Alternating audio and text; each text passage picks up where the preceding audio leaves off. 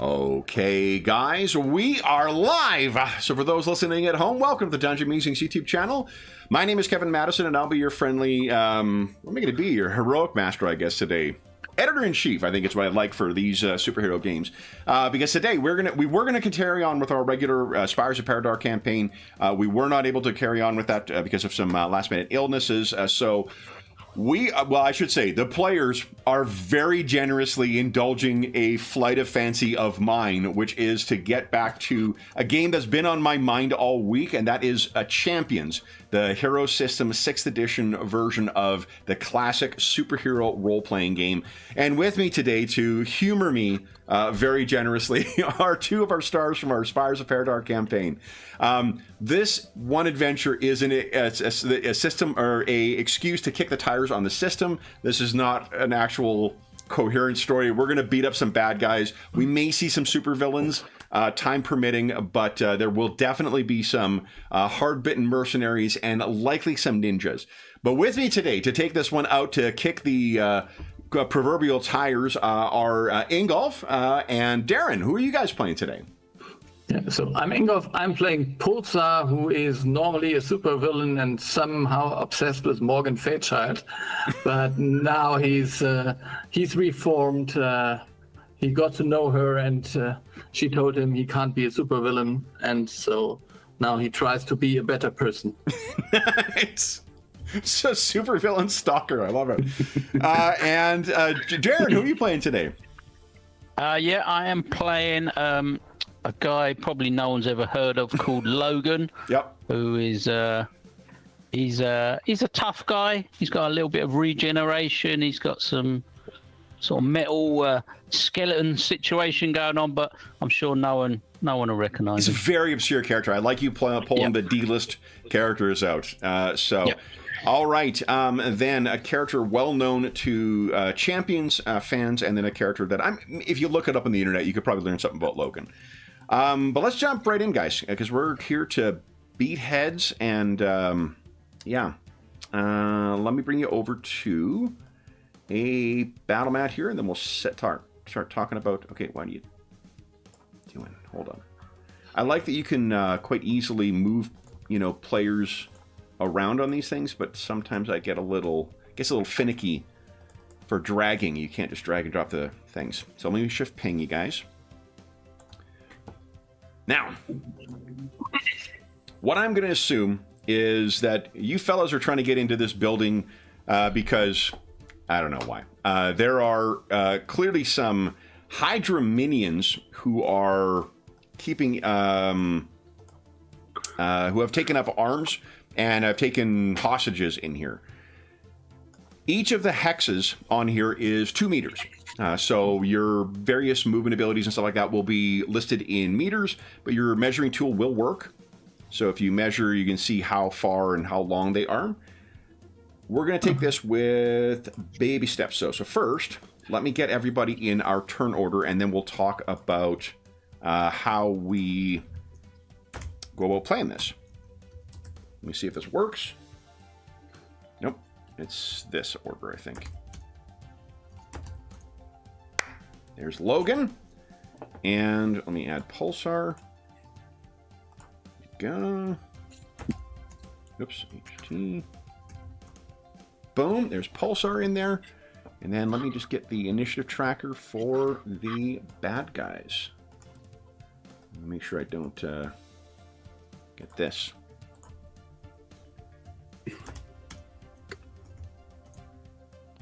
There we go. Okay.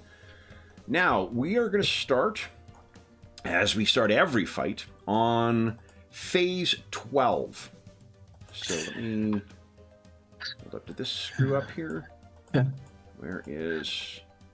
Pulsar's on 12. Oh, okay. So it screwed up the order for the soldiers. Let me just get them out of there. Oh, hold on. I had this happen yesterday, and then I just had to take it off and add it back in. Did that work? No,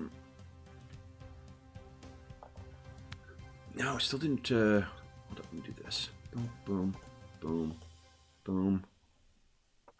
Get these guys. Got the... Okay. And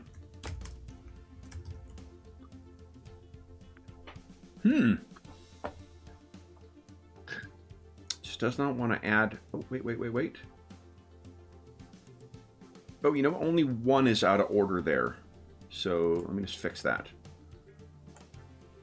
These guys should be there. And then otherwise, looks like everything is in order. Okay, so the way that the initiative system works in this is you don't roll anything. It is dictated by two things. It's your speed stat, which tells you how many times of the 12 1-second segments that make up any turn that you can act. We always start in segment 12 at the start of any combat. And the reason is because after segment 12, you get to do something called the set post 12 recovery. You get a free recovery at the end of every turn. This will be this will be very evident once we get into the thing here. So every turn, every phase when you guys get to act, there's a couple decisions you're going to make. First thing you're going to do is take a look at your character sheet. You are going to go to the Powers tab. You're going to make sure that, so for you two guys, the only things you need to tick and untick will be the things under your multi-power. What a multi-power is a collection of powers that you can choose which one you're using. For both of these characters, they have fixed slots, which means it's like, think of it like pegs. You can use one. If you're using that one, you can't use the other ones. So, Pulsar, you got a variety of different attacks you can use. Logan, you got three things. You can use your claws as killing attacks. You can use your knuckles, the it's called Unobtainium in the, like, you know, brand-free version of the character in Hero. But your adamantium claws, you can also use your skeleton to just do extra damage, and you can also you just pop them out to make what's called a presence attack. Presence attack is a free action you get to take on your round to try and startle or scare someone. So you've got one of your multi-powers is to just snap them out to help you in scaring other guys. Doesn't drive them off, but what it can do is it can mean that they lose their turn or they become a lot easier to hit or whatever. So, start of your turn, you decide which of your abilities from the multi-power you want to use this round, if anything, and you make sure that's ticked. You then go back to the core and you click on Pay Endurance. That'll pay for the endurance for your character, for whatever you're trying to do using those powers. Then, before you make an attack, you go to Combat. You tick the combat skill levels that will be in place, decide where they're going to go, and then you make your attack based on what maneuver you're using. Now, it's going to sound like an awful lot, but it'll be very quick once you get into the habit of things. So let's start. Pulsar, you have a dex of 15, so actually Logan should have been going before. Wait, Logan, what's your dexterity? 15 as well. And you've got lightning reflexes, which is... Oh, no, hold on. Pulsar might have higher. What is Pulsar? I've got Logan's sheet open, not Pulsar's. So this should be under core. Yep. So... 23. Okay, no, this is absolutely right. You are going first. So, Pulsar, you're up first. So first thing to decide is where you can change the slot for your multi-power at the start of each turn, each of your phases. Yeah. So is the force field and the power flight, these are different powers. Exactly. Anything that has an F at the start of it, that means a fixed slot. So it's between those ones you decide. You don't need to use one, but you can just choose to. So you've got your default blast, which will cost you some endurance. You got a reduced power one that will do a little less. You've got a stun blast, which basically gets through, unless they have a force field active, it'll go right through them and do. They won't enjoy their physical protection or physical defense or their energy defense. Or you can power up your fist if you want to batter somebody.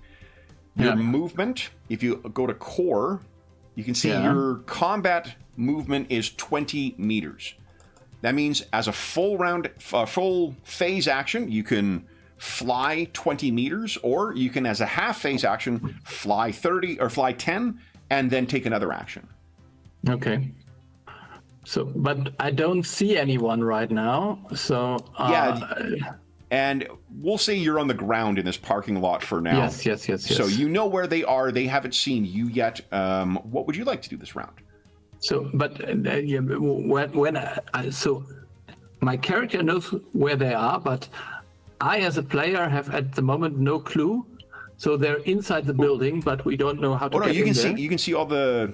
If you zoom out to about 40, you can see them to the right there. There is. Yes. Yeah. This was behind the character sheet. I'm sorry. Okay. Okay. So yeah, then I would maybe. Oh, come on. I would power my fist and just try to fly over here and hit the first guy if I can make it so far. I don't think you can. They're 30 meters away minimum. Yeah, okay. So then I would just fly there, maybe? Okay. So in the 6th round, they will have an action as well. Yeah, but I can only fly 20, so I would be here somewhere or so. Right, so that's your only action. What you could also do is a half action, fly 10, which would be 5 hexes, and then you could blast someone with one of your power blasts. Yeah, I can. Come on. So you're right. That sounds so then more let's do this. Character. Yeah. So now that we know what you're doing, go to your powers tab. Yeah. Select this is the start of a fight. You got plenty of endurance, so no reason to not use your full power blast. Just tick that one. Yeah. Then go to core. Click on pay endurance. Yeah. Then let's go to combat. Yeah. Now, you have 5 different levels in combat skills. You see that at the top right? Yeah. Because you are going to be flying, and because you are using your energy powers multi-power, you can assign those wherever you like. Every 2 points you put into DC increases the damage. Every point you put into OCV increases your chance of hitting. Every point you put into DCV makes it harder to hit you until the start of your next turn.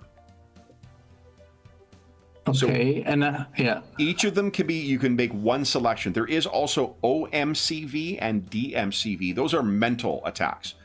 I think you can safely assume that these bog standard Hydra soldiers don't have psychic powers, so they're not going to be using that against you. So you choose how you'd like to place those. Yeah. I have no idea right now because I've completely forgot how much this changes things. So each one increases it by 1. It'll adjust the chance to hit you by 1 on a 3d6 roll. So for now, why don't you try putting maybe 1 from your energy power and 2 from flight into DCV and the other 2 into OCV. 1 in DCV and 1 in other. Okay, and so the others there. There you go. Like this. Yeah, okay. Okay. And then you can move your character. So you moved him 3 squares? Yeah. All right, so range 5, Yep, range for that first soldier looks like 24 meters. So on the combat tab, just click, you see under range modifiers, click the one where it's in 24. Yeah, 17 to 32. You got it. And then click to your powers and click on your blast. Okay. So blast, and this is use power, maybe this one. That's right. Okay. That's... So what we can see, low is always a good roll. The results we've got, the attack is what you rolled. The stun is how much stun damage that does, and the body is how much body damage that does. The way you calculate your body damage from a regular attack, every 1 is 0 body, a 2 to a 5 is 1 body, a 6 is 2. The sheet will take care of all that for you. But, and what we can see here is the sheet tells you hit a DCV of 8. They have a DCV of 4. So judging how, where to put your points for next time, you fly up and blast out at these guys. The total energy defense they have is 10, which means they take 28 stun. which is enough to knock the first one clear out. We also can look at how much. Would you give us a 2d6 roll, please? Yeah. 9. Okay. That also means you've knocked one back. One square. Knockback is a big thing, especially for a powerful blast. So you've knocked this guy back into the wall. So if there was a chance of him waking up, it is gone now. So you will also see that your token, when you make adjustments to your stun, your body, or your endurance, do it on the character sheet, not the token. This is one of the only ones where it doesn't track properly. It'll track from the sheet back to the token properly. But that's it. Okay, so your round is done. Yep. And Logan, what do you want to do this round? So what I want to do is pop out my claws and then go running towards them in a particularly sort of terrifying manner? Menacing, terrifying manner. Oh, yeah. To try and unsettle them. You got it. Okay, so then your tick on your sound of claws popping. You got it. Go back to combat. Yeah. You can put your combat levels where you like. So if you're running in and you're not going to be able to get to them, what's your running speed under core?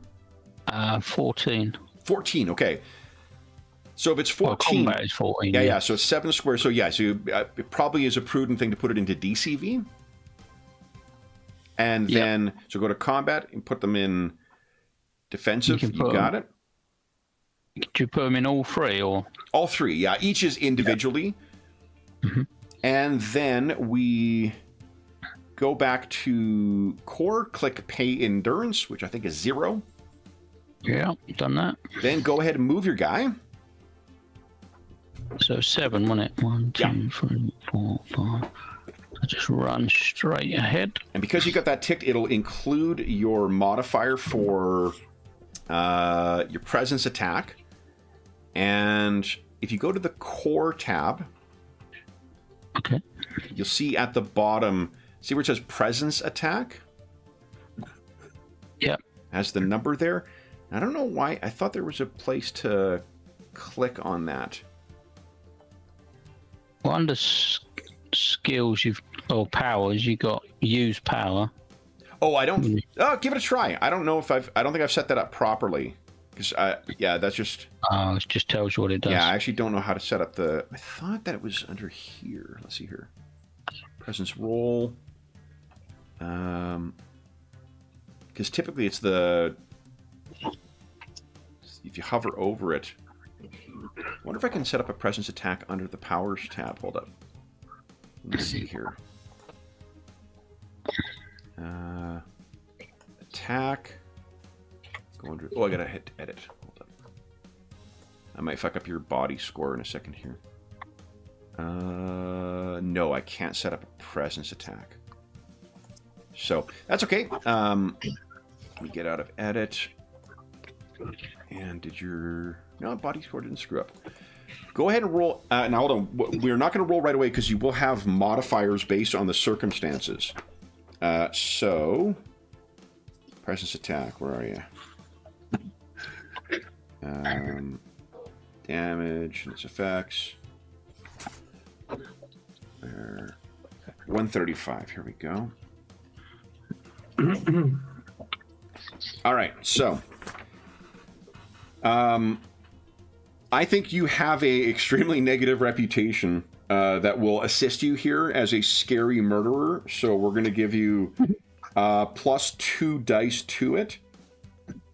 And the target is surprised, so it'll be +3. So go ahead and roll 11.5. So like you can do 11d6 plus 1d3.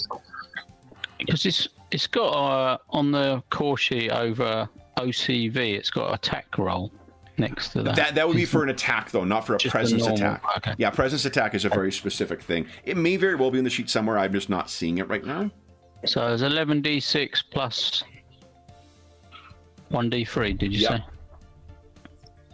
And their presence is a 12, and however much you get over this that tells you how effective your presence attack will be.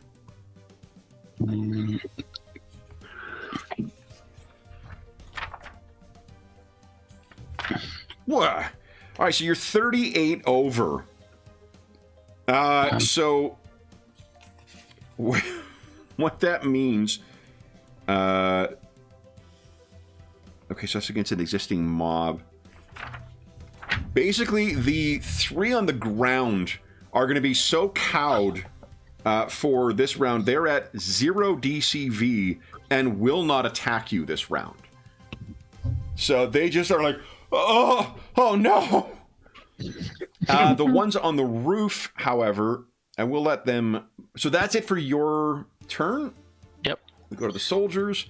So for there, I'm going to move, do a half phase action to move over to the side here.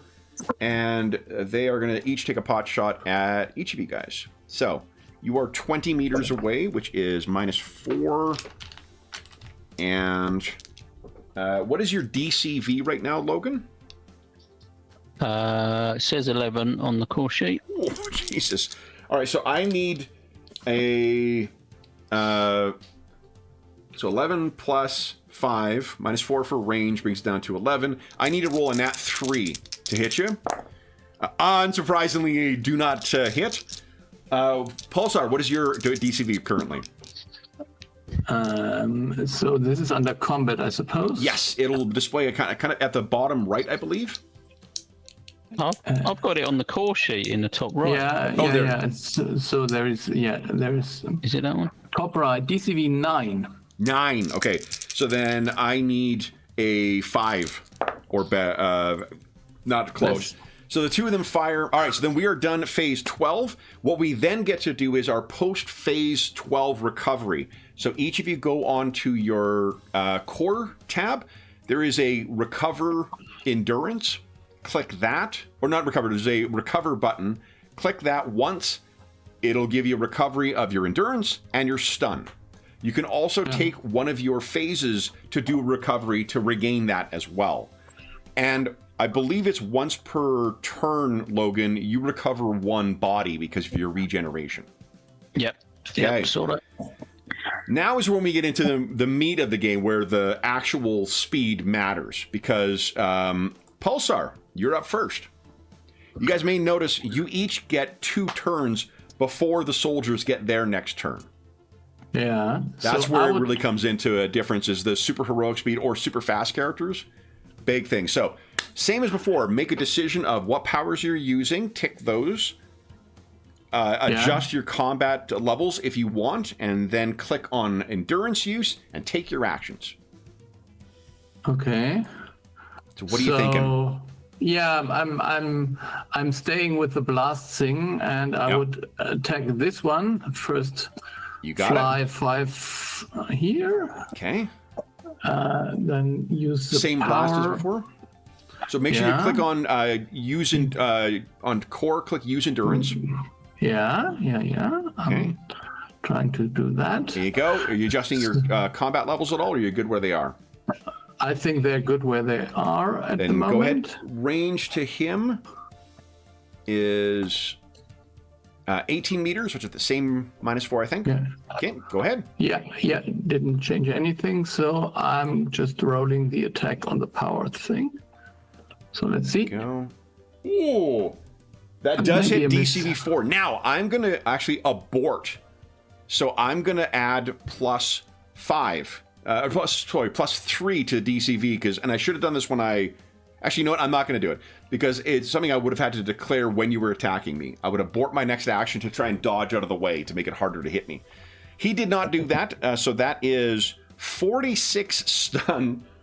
Yeah, so 36 gets through. Go ahead and roll 2d6 for us as well. This is your knockback. Okay. So It's 9 5, again. so 5 meters. So he goes flying back into this thing and is knocked out as well. What does it look like as you blast him? Yeah, he was shooting at us, I think. I'm just going to go some power back, give him some love. Okay. I think that's the appropriate reaction of a superhero, I think they're called. Yeah. Very nice. If Morgan could only see you now.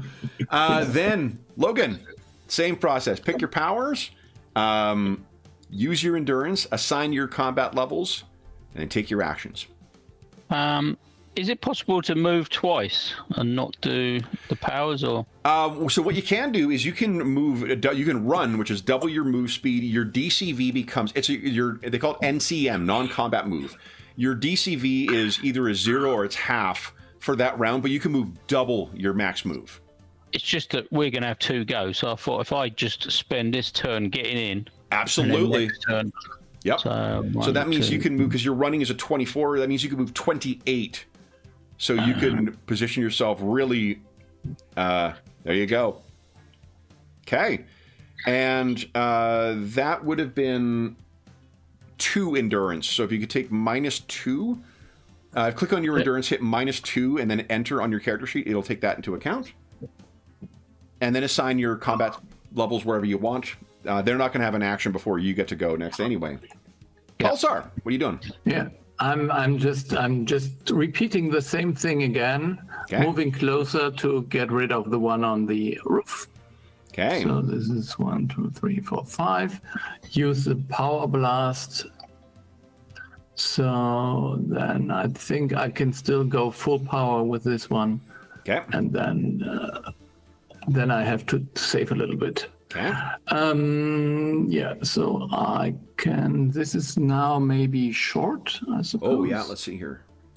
You are 10 meters away. Yeah, so it's only -2. Nice. So then let's blast this one. Okay. So. Well, I will abort to dodge with him this time. He saw what happened to his ally. So that's actually a miss. So you blast, scorches along the roof, but does not hit him. Yeah, that's very bad, but it happened. Yeah. Yep, I'm putting a yellow because he's a coward to remind me that his next action has been taken. Okay. So, Logan, what are you doing? I want to rip into these guys. Okay, so make sure you got your multi-power set for where you like. Yeah, I've got claws or knuckles. You want to be lethal or non-lethal against these fellas? I mean, they're not ninjas, but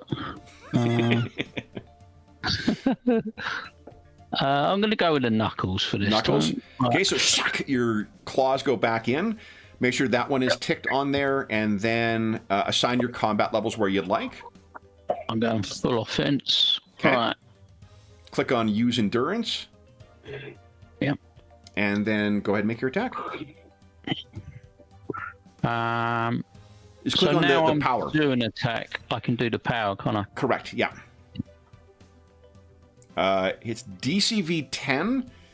Oh, wait, I gotta untick your hit location. But yeah, you hit him. You hit him in the vitals. All right, so that's 26 damage, which is...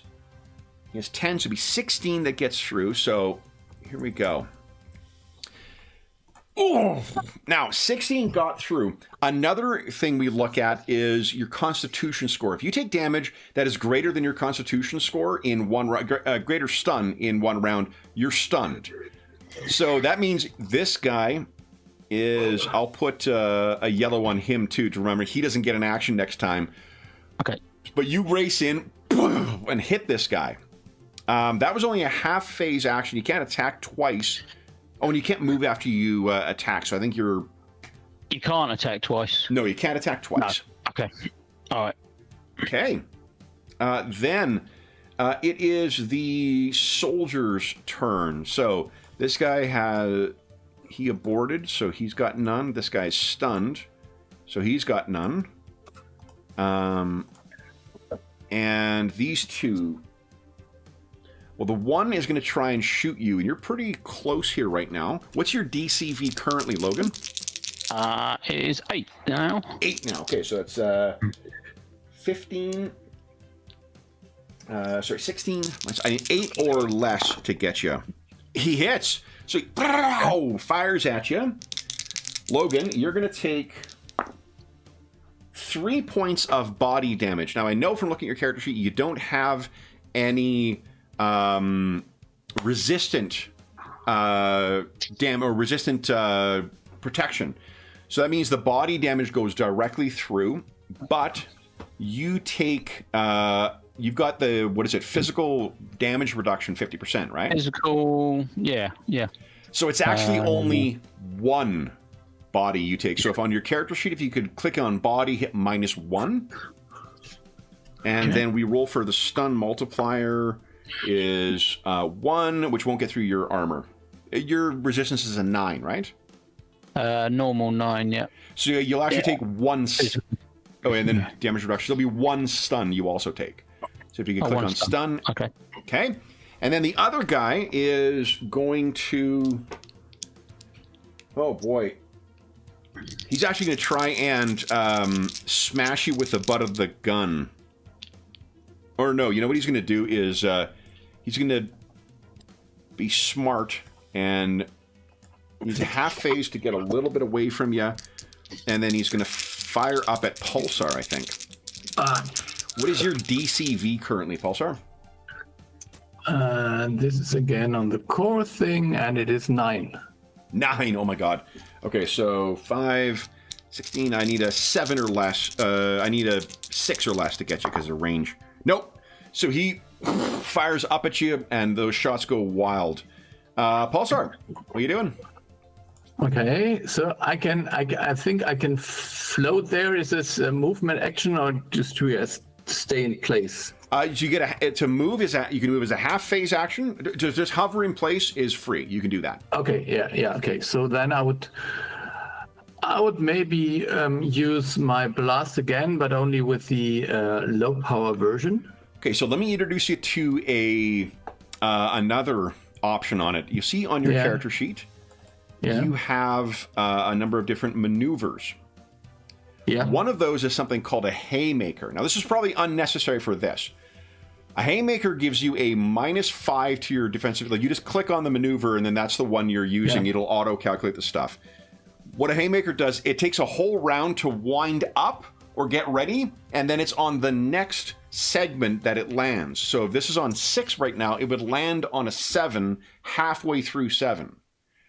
The reason that's useful because it adds 4 DCs, which is a damage class. Basically, for normal attacks, it's an extra dice. That'll be 4d6 extra damage. And you don't need to worry about them catching you beforehand because you have an action on 8 before they would act again. Yeah, okay. You don't need to do that, but it's one of your options. There's other things like dodging, which you can abort to. So, if you just want to use your regular blast, though, that is absolutely fine, too. Yeah, I think that's for the moment because I have no feeling on how good this will work on them, so I will just try that. Okay, so select your powers, spend your endurance, put your combat levels, and then... Awesome. Because... So, and then just try to... And I'm still in the middle range, so I can just hit on the power button, I suppose. Here we go. Nice. Yep, solid hit. 30 damage is 20. So, look at that. He is likewise stunned. You blast, you kind of reeling back from it. Logan. Okay. I just noticed on the general maneuvers, there's a multi-attack, which I didn't know. There is a multi-attack is an optional rule that I understand because it's one of the things that will complicate things, but it is something you most often play with. But you do have some martial combat maneuvers that others do not. See those, because you have martial throw, martial dodge, martial strike. Martial strike, because of your weapon elements thing, you can use it with your claws. So you could, for instance, use martial strike, which gives you +2 to your DCV and adds to the damage class. Yeah, I shall try that. Okay, so just set that as the martial maneuver. Yeah, there you go. Yeah. And then what are you doing this time? He's pretty pissed off, so the claws are coming out. Okay. And he's going to try and cut into this guy that's standing next to him. Go right ahead. I'll abort to dodge, so his defense will be a 7. Okay. Because he's going to try and get the fuck out of the way. Yeah, I don't blame him. That hits DC V13. So the reason it didn't roll the stun is because we roll a stun multiplier of 1d3 instead. And this is killing damage. So unless he has resistant defenses, it goes right through. And I have bad news for our soldier. Uh-oh. What does it look like as you kill this guy? Because he does no resistant defenses, and he has only 10 body. Yeah, I think it'd be both pairs of claws just go into his chest, and as he's doing it, he's looking over to this guy on the right and just sort of giving him a smirk that you're next. Give us as an excellent use of a presence attack, and you just did a horrifically violent thing. So why don't you roll? I think you're not in the pop claws thing. You start at 6, don't you? 6 dice for your presence attacks. You'd be on the core tab. Yeah, I'm just trying. Oh yeah, 6. Yeah. 6. Okay. Yeah. So why don't you give us a? I'm going to give you a 2d6 for the reputation, and then an incredibly violent action, and another 2d6. So why don't you roll 10d6 for this presence attack, and let's see how much of an effect this has on it. 35 is 20 over. He will not act for 1 full phase and is at half DCV. So he is, once again, yelled. All right. Pulsar, what are you doing? Yeah, and they call us the supervillains. Yeah. So that's I'm trying to stun here, but nevertheless. So I would just try to hit this one on the roof again, sure, because the other one is stunned already. Yeah. Let me think here. Yeah, he won't abort to dodge. He'll risk it. Yeah. He needs to try and get a shot off next turn. So everything stays the same, I suppose. Select your power, spend your endurance, put your combat levels, and then... Everything is fine the way it is. Okay. Because the small blast costs no endurance, so I can just... Oh, nice. Okay. Attack. So 12 might be a hit. That is a hit, yeah. And then... So it is, and 15 will get through, which is enough to stun him. Because their constitution is only 13. So he, gets hit. All right. Then it is Logan's turn again. What are you doing, Logan? Okay. Which one shot me? I can't remember now. The guy in the right there. The one you scared. Yeah, I thought it was him. Right. I thought that was you. We're running there. Okay. So spend your endurance, or so select your powers, spend your endurance, set your combat levels, and then go ahead. Yeah, it's going to be the same as last time. So let me spend that. Okay. Of course, quite expensive on the endurance, that one. Mm-hmm. Right. Nice. Okay. Hit DCV 13. Holy shit. Well, that's 15 body again. So why don't you tell us how this one dies? It's getting repetitive, but he's doing the same thing. He's running in and sort of launching at him this time, and then again glancing over the last one, with sort of as he withdraws his claws. Give us another presence attack. We haven't used against this guy. He did abort, so he's lost his next turn, but he may lose yet another one. Okay. I think same circumstances. So 32. Yeah, that's effectively the same result. So once again, he's going to lose. Not only then it is the soldier's turn. I'm leaving the yellow dot on that guy on the ground because he sort of ducked out of the way to try and avoid Pulsar's blast, and then saw this guy go down on his ally, and he's stunned for the round. The other guy has recovered. Pulsar, you're up. What are you doing? Yeah, I think I will try to finish off the one on the roof. Yeah. And then That's maybe the whole thing I do. And so let's see how this works. There we go. So this was a little bit better. That's a lot better, yeah. So that's another 13. What does it look like as you knock this guy out? Yeah, I think he was just shaking already, and now he gets a second dose of my radiation, and then So that's not a lot of... Give us a 2d6. It's not a lot of... What we do is we roll, and for every point under your body that you did, that's where there's potential knockback. So yeah, no knockback on that one. You just drill the guy into the ground.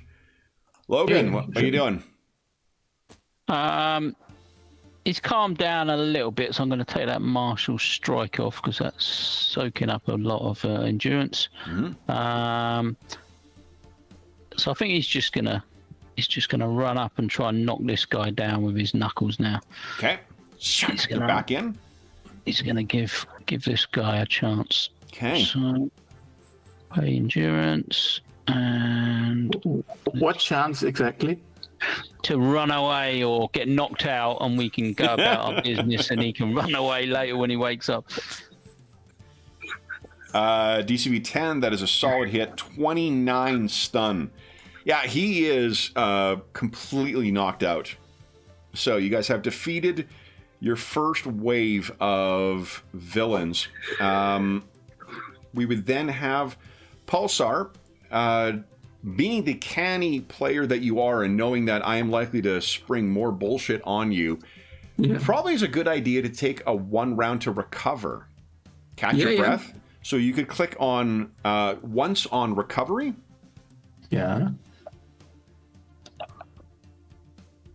Recover. So, yeah. There you go. And then Logan, want to do the same? Yep. It's just once per 12. Once per, well, no. You can take a round to do it. You can take an action to kind of catch your breath. That's the way the game captures that kind of like if you've had the shit kicked out of you, but in a comic panel, you're kind of like, let's go again, kind of thing. That's you can spend your turn doing, and then everybody gets the post 12 recovery. Okay. Which will now happen. Although, hold up, let me do this. Let me remove these fellas. So it's go. Brilliant. And let's see. So we're at our mid-session break already because we did start quite late. You guys feeling up to taking on a supervillain? Why not? I mean, come on. Well, just the one. That's the spirit. All right. Let's start. Oh, you know what? I do have one, I believe, who is ready, who I do particularly like.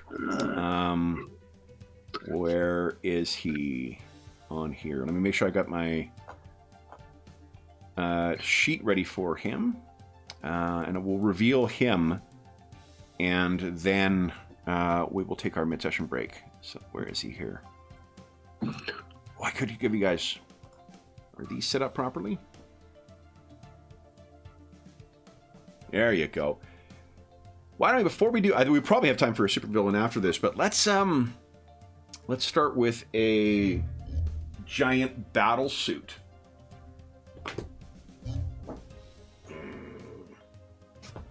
Put you right here. Let me make sure... Or you know what? Hold up. Fuck that. Well, let's use the villain I was thinking of. I think I've got him here somewhere. I just need to find him. Where the heck are under villains, maybe? No. Where on earth is he?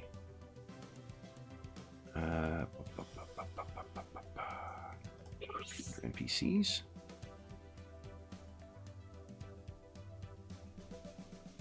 Guys, think hard. Where did I leave him? You remember? Whom? I don't know. Oh, it's probably under... Okay, is this a character sheet? I don't think so. Oh, it is. So otherwise, I could say, have you looked at your nightstand?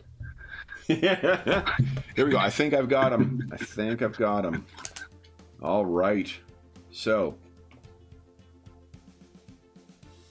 the person who steps out of the building, whatever stuff they were up to in there... Oh, that's the correct one. Love it. They look like... Oop, where are they? Is there a handout?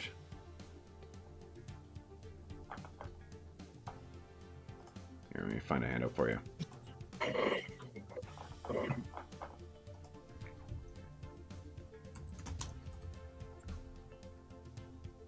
Yeah, they look like this, guys.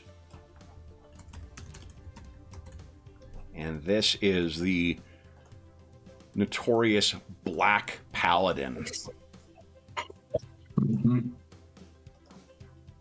A cursed... So let's give... Cursed Knight. Said to date back to medieval era. A master of sorcery. And I will drag his token down for my initiative tracking purposes. There we go. Boom. And let's see if we can add him. Exclamation mark. Oop. To add. And that looks like that worked, except for... I don't know why the one is not tracking properly. All right, so then what we're going to do is I'm going to scroll back to Pulsar so you can start on 12. But let's take our mid-session break first here. And then we'll come back and see how you guys handle an undead supervillain. I have full faith in you. Okay.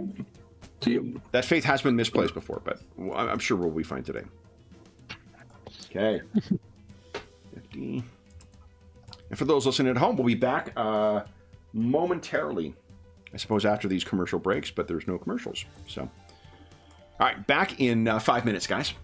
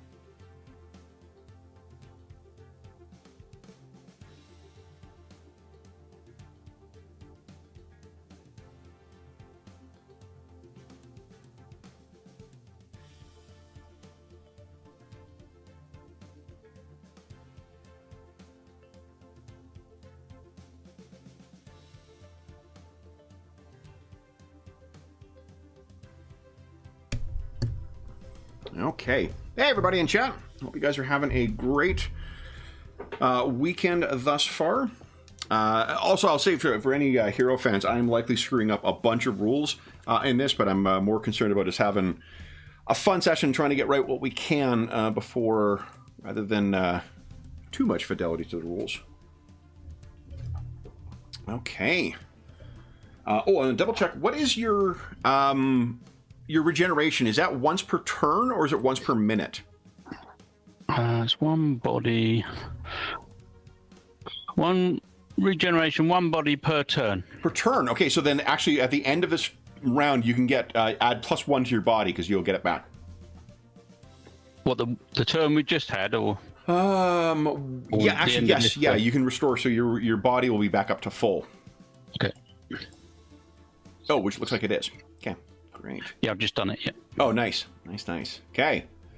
So I'm just double checking to see he's going to do, I think, a presence attack this to open things up, but you guys get to act before him. And he's got so many great things.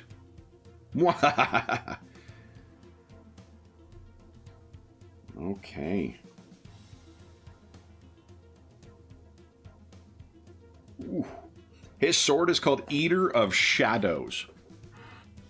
So, I'm sure you're fine. You know. Let's see, what is his speed? 1, 2, 3, 4, 5, 6. Yeah, you got it. All right. I think Pulsar is almost up to full on his healing as well. So maybe this was, I don't know, this was some kind of like antique shop or something that he's picking something up from, or that they've broken into. The kind of like occultism or occult shop. Some sort of artifacts, yeah. Yeah. Magical. Okay, let me get this guy over here. All right.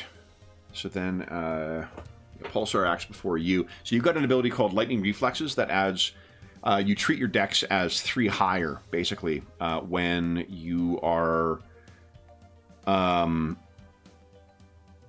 subject to, oh, you know what, while I'm waiting, I'm going to look up one other thing. You treat your dex as 3 higher as far as, like, tie-breaking is concerned. So if Pulsar didn't have a 23 in his dexterity, there was a chance you could have acted before him. Yep. That's cool. But, okay, and the other thing you can do is, just since we're waiting, is you can spend endurance. You can spend up to 10 endurance to try and push your powers. What that does is it basically, you count as if you spent, for one action, as if you spent 10 extra character points in it. So like for strength, that would boost your strength by 10 points, meaning you do 2 extra dice of damage, and that would carry over to all your other abilities for the purpose of that one action. But like if you need to run a little extra, you could spend 10 on that to push it to gain 10 extra movement for the round. So I was just looking on the PDF. We're just trying to work out where it tells you how much endurance these things cost. So typically it is 10 per point that's in the ability. There are certain things that are more expensive, certain things that are less expensive, and then you can modify that when you buy your abilities. You pick different modifiers, like your claws, for instance, are armor piercing, so you treat any resistant defenses as half of what they actually are. You also have 0 endurance cost on your fists, so they cost nothing. So, for instance, Pulsar's Weaker Blast, he has one that does 12d6, but it costs 6 endurance. And he's got one that does 8d6, but it costs 0 endurance. So if he's running, low in the tank, he's got a way of dealing with that. Yeah, it's just like the Martial Strike, because it obviously does more sort of damage than that. I just wanted exactly. It seemed to be soaking up the endurance a bit. But... It's more the claws. I think the claws are the thing that, and I might have set that wrong. Let me double check here. I thought hand-to-hand killing attacks do take. The claws are 7 by the looks of it. Yeah, and I'm just wondering, let me just I don't know about the martial. There we go, hand-to-hand killing. Martial. There we go. No, well, its hand-to-hand attack does. Well, perhaps they weren't adding to it. Perhaps it was just the claws. Yeah, I think the claws are the ones that are. Let's see here.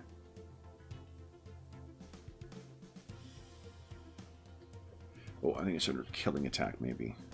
Let's see here. Killing attack. Yeah, no, it does. Costs endurance, so it'll be, again, 10 points. It's just that one is pretty, a pretty potent ability. That's like 70 active points in that ability, because it's damaging. But, so one of the things you can do, too, is with a multi-power, it's really just sort of like different implementations of the same thing. So like, for one, if you don't like that vision of the character, you could also like get rid of the armor piercing or get like reduce the damage a bit, or reduce the cost, that would do less.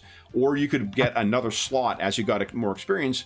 Or if you wanted to reassign points, you could build a separate one that would do less endurance, right? Less exhausting.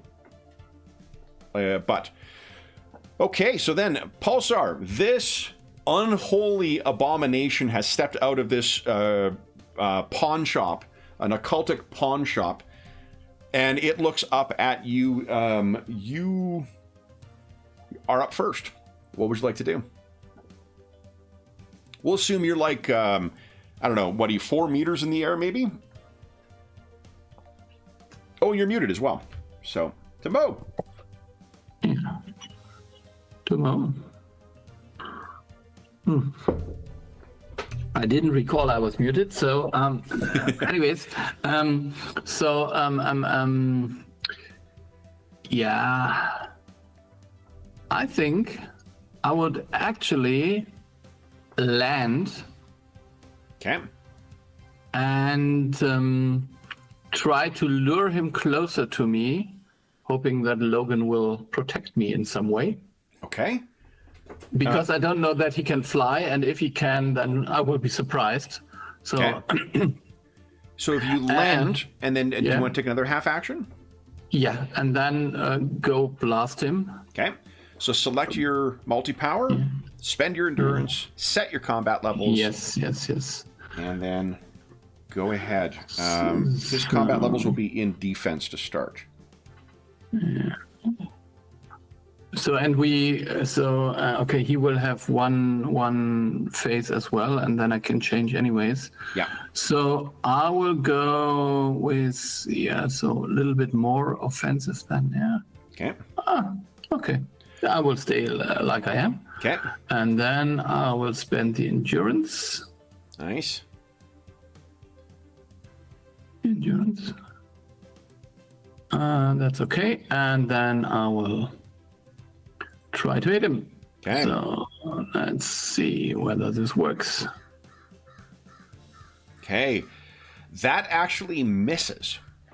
So you fire at him, and he manages to deke out of the way. It takes out one of the windows next to there, but it does not connect. Logan, what are you doing? So yeah, I go running straight towards him. Okay. Seeing he raises his shield as you're coming in.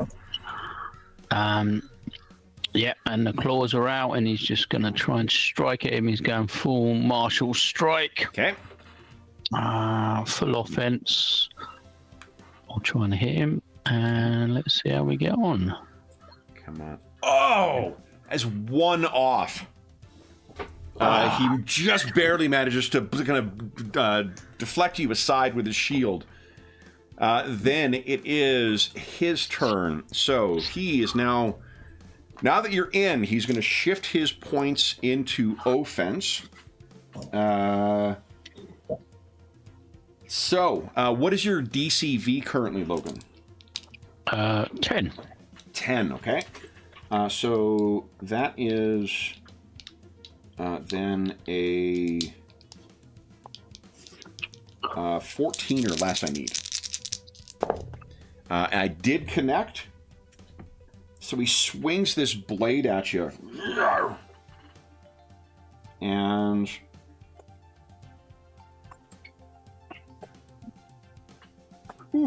I'll roll in chat. This is how much body you're going to take. Oh, and one thing I was going to double check. I think, so you've got something called Combat Luck. And I think Combat Luck actually gives resistant defense, not as well as regular defense. So when I said before you didn't have any resistant defense, I think you actually do. I'm just going to double check how Combat Luck, I think it's under resist, damage, resistant protection.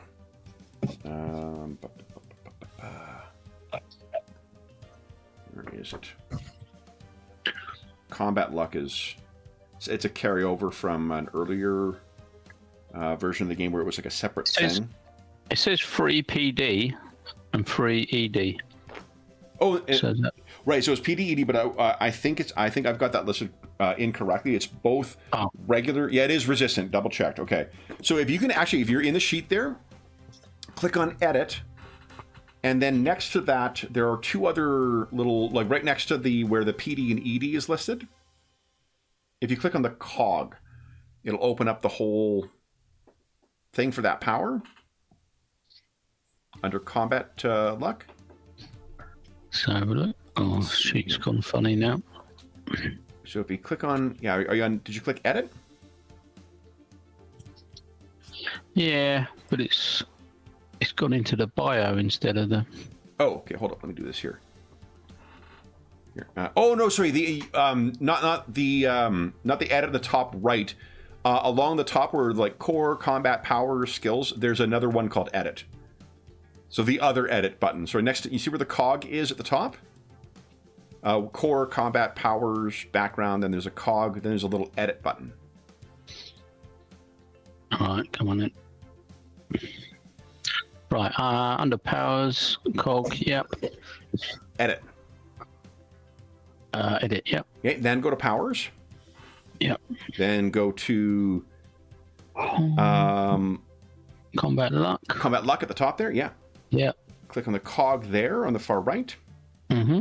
And then next to where it says PD, also under to the right of that, click that open and find RPD, which is a little further down, and then RED.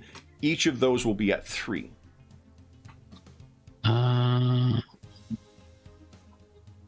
RPD. God, there's loads of them. Yeah.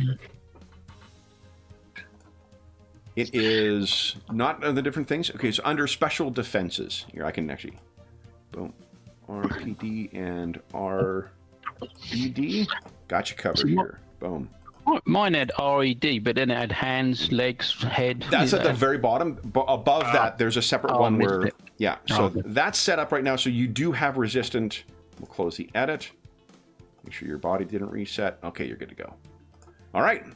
So then you're going to have 3 resistant damage against this. Your total resistance for PD and ED, I believe, is 12, but your resistant is 3. So you'll subtract 3 from whatever I roll here. So here's his swing. Wow! 15. So he swings. Yeah! So that is 12 you take, but this is physical damage, and you have resistant damage reduction. 50%. So, exactly. So he did 12. How much do you take? 6. Bingo. So 6 body. I'll roll my stun multiplier is a 2. You would have taken 24 stun minus your 12. So you take 12 stun, again reduced by your damage reduction to 6. So you take 6 stun as well. Okay. That is important because it is less than your constitution. You're not stunned. So what do we see is this guy fucking hacks India with his mystic sword. Yeah, I mean, it obviously cuts into him, but it just makes him angry, as you'd expect, and he just growls and just holds the claws up as if he's just about to chop his head off. Okay, and that would have cost me 8 endurance. We're all gonna get a post 12 recovery. So everybody click on recover. Okay. And then we start our first round. Pulsar, you're on the ground and you are engaged. What are you doing? Yeah, that's an interesting question. Now, one thing I'll point out, not to put thumbs on, remember I mentioned at the outset, you've got one of your powers is NND, no normal defense. Yeah. What that means it means that so unless this thing has a force field, it goes right through his defenses. Yeah, and that was one thing I was thinking about, and the other one was maybe this haymaker thing. But right now, let's try with the no normal defense power. Okay, so you select your power, spend your endurance, set your combat levels, and then go ahead and attack when you're ready. Yeah, and then I'm going a little bit more onto the offensive side. Nice. Which might be a problem later on, but not now. And yeah, come on. Now I'm just gonna hit him. So Okay, come on. let's see. So this should work. Come on.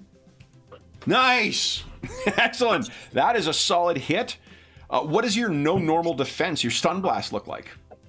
I think it's maybe like flickering. So the normal blast is just a normal thing, and it's like when the flash moves so frequency fast that he can just tunnel through something. So something like that. So Okay. it's not as powerful, but it just ignores everything in the way. Incredible. So he gets his shield up in time, but unfortunately it goes right through that, and you can hear him grunt in front of you, Logan. So that does 5. I don't think it does body damage. I'll have to double check, because I think that's the way NND or these kind of NND things work. But here's how much it And takes. it's called stun blast. I mean, it would be weird if it doesn't only stun. Yeah. All right. So he is hit. Oh, and actually, hold on. He's got something similar to what Logan has. So there we go. All right. He was not pleased with you, Pulsar. Logan, what are you doing? I'm going to take that opportunity while he's slightly distracted to just claw into him.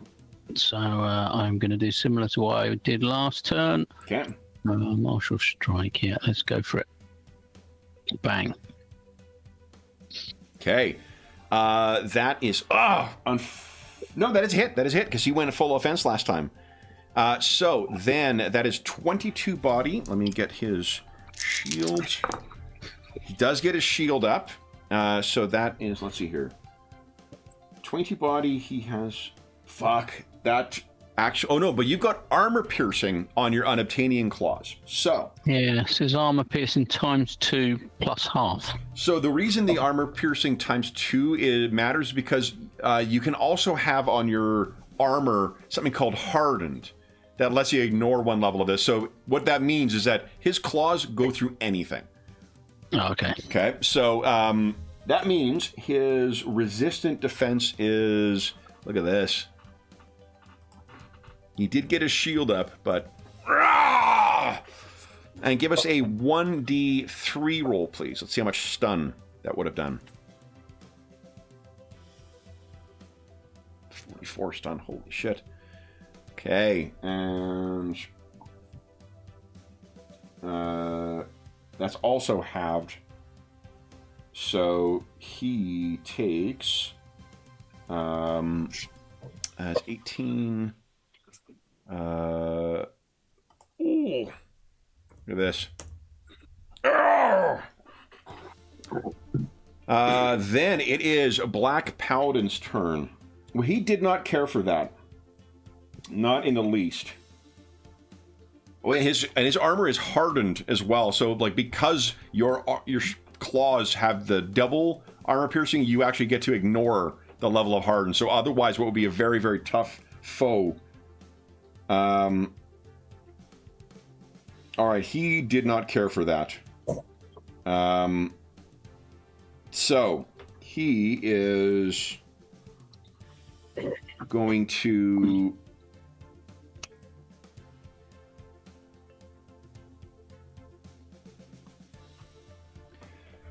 you had heard that he is a sorcerer of some kind.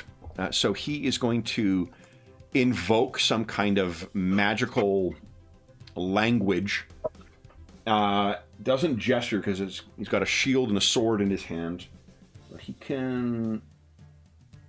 Okay.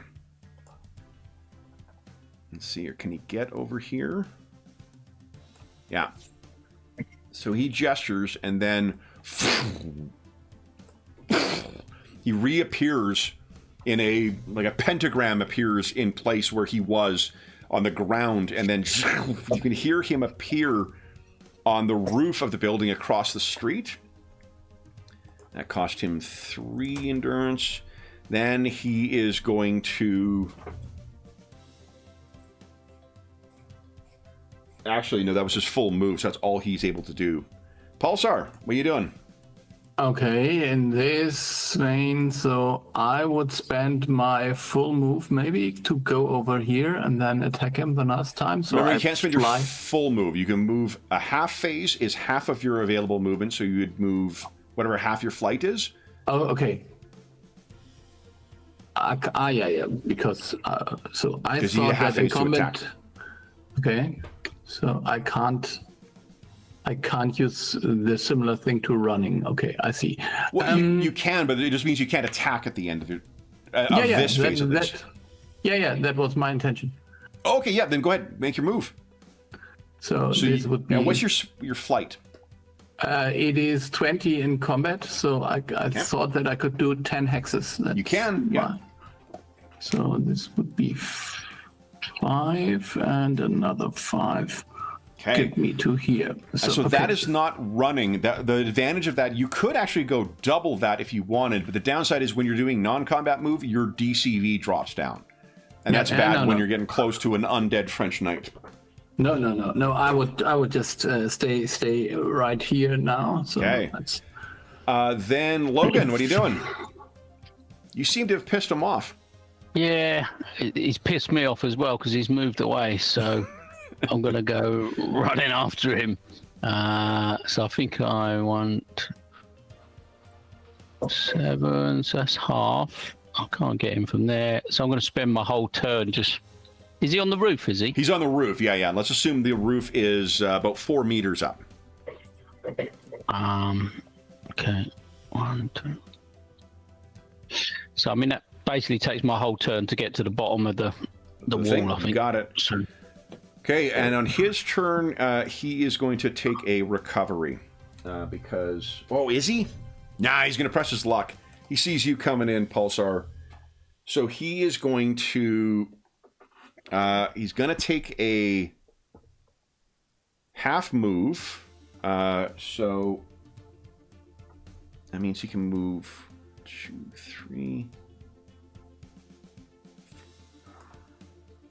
Moves a little further away from the edge. And then you are 16 away. So that is -4. Right. So then he... once again says some arcane words. He raises his sword up and then gestures towards you, and there is a bolt of utter blackness that streaks up towards you. What is your DCV currently? I don't ask, then I don't have to tell. So it's only 7 right now. Okay, fortunately he's leaving a lot of stuff into defense because he needs to take a moment to recover. All right, so the OCV 2, you said it's 7 right now? Yeah. I need a 15 or less to get you. No, I need an 11 or less because of the range. And I rolled a 14. Fires up at you, narrowly missing. No endurance for that, though. All right, Pulsar, what are you doing? Okay. Yeah, I don't know. I think I should try this non-defensible blast thing again. No notable defense, you got it. Yeah, so I will get a little bit closer. So, okay. So select your powers, spend your endurance, pick your combat levels. I will do. So, powers, I did already. Nice. Now I spend endurance, and then I will attack with it. Okay. Oh no, I have to adjust the range because it's now only... Yeah, you're 6 meters away, I think. Yeah, and that is without any penalty. Hell yeah. So let's see if I can't hit you now. So... Come on. DCV 10. That is a miss. It sort of scorches across his shield. He knew the sting of your stun blast from before, so he's not getting hit again. Logan, what are you doing? Logan's come up to the wall, so he wants to climb this wall, and he's just going to use his claws to just like Yeah, punch his love it. way up and climb up this wall. So one of the things you can do in the game is this is the way the game sort of stunts, stuff. You would make a powers check. Why don't you give us a 3d6 roll? Let's set it at 11 or less, and let's let you use your power in a way that is not listed on your character sheet. Oof. So that's off by 1. But we'll just instead use your normal kind of climbing rate instead of getting a bonus from the what do you call it? Yeah, it's only got leap on there. Let's see here. So what is your vertical leap? Vertical leap's only 2 meters.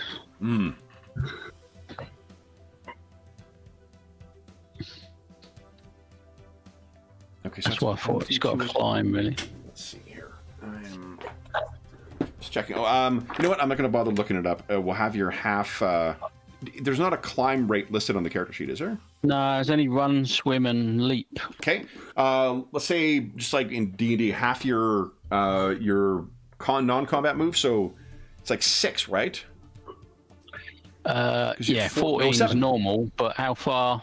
How many does it take to go up? So it'll be if it's 7 meters available, you could get to the top with 4, and then still move like 2 hexes if you like. All right, so I just start running towards him. Okay. Yeah. He sees you coming, and oh boy, he really needs to take a recovery here. He's sick of getting hit by you. I'm just going to see if recovery is a half phase action or a full phase. Recovery 122. This is how out of practice I am with this game. There we go. Or 129. Taking recovery is an action. Okay. So full phase action occurs at the end of the segment after all other characters who have a phase that segment have acted, including haymakers. They can do nothing else. All right. And he's at half DCV. Yeah, it doesn't sound like that's a really good option when Logan's about to come in. So instead... I think we would disagree. I think that's a very good option for him. Yeah, looks good for me. Okay, so he is going to...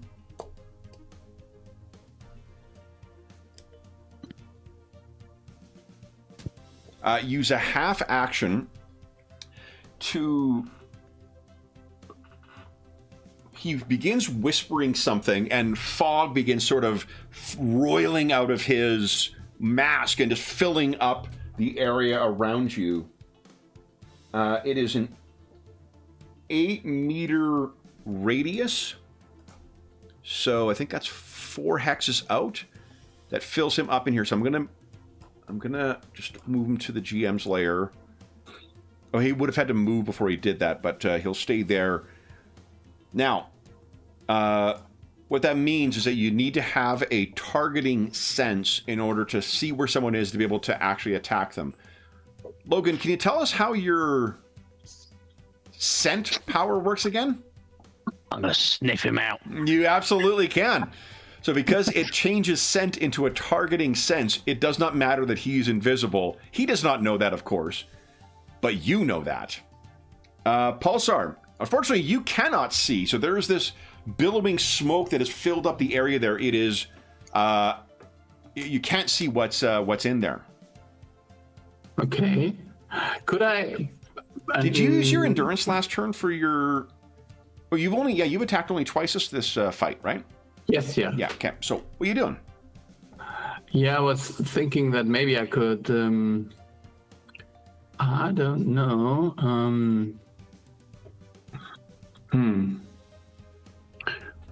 I think I would delay or so is not an option, so I would just... And recover makes me very vulnerable, and then he reappears. So, I don't know. I think I would stay where I am. Okay. You could dodge. A dodge is a half-phase action. It gives you +3 to your DCV in addition to whatever you put your combat levels in. Okay, so let's do that. Okay. So then I'm dodging for everything that is coming my way. Excellent. So you get +3 to your DCV for anything. Yeah. And you could also move half your move if you'd like. Yeah. No, I think he's still close. I mean, I could. Come on, I go 2 back. So, Okay, yeah. you got it. Logan, you do have a targeting sense of scent. So let me just move him back so you can see where he is. Do I have to make any sort of roll or? Yeah, give us a. For this, because it's got to use power on tracking scent. But I don't know what I think do. because it's a targeting sense, and I could have this wrong. I think as it's a targeting sense, it means you can do it just as if you would see him. So you know precisely where he is just based on your scent. Yeah, I was trying to see if there was anything I could get him out of the Like thing, you're not so going to because it is a but- targeting sense. You don't suffer any combat penalties to attack him. Oh yeah, it was just I was going to try and throw him off the top so that Pulsar could also see him, but it don't seem to throw him that far. No. It's Well, you only could like shove. 1 meter per. Effective a shove is 1 meter for every 5 points of strength that you have, unless you've got that any would kind be of. 3 meters. They're 2 meter squares. That's right.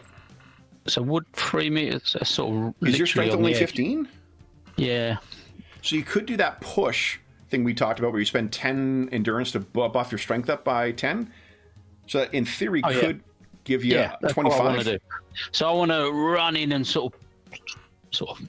Obviously, it's not going to really do any damage, but sort of pick him up with my claws and push him off the edge. Sure. So set your powers.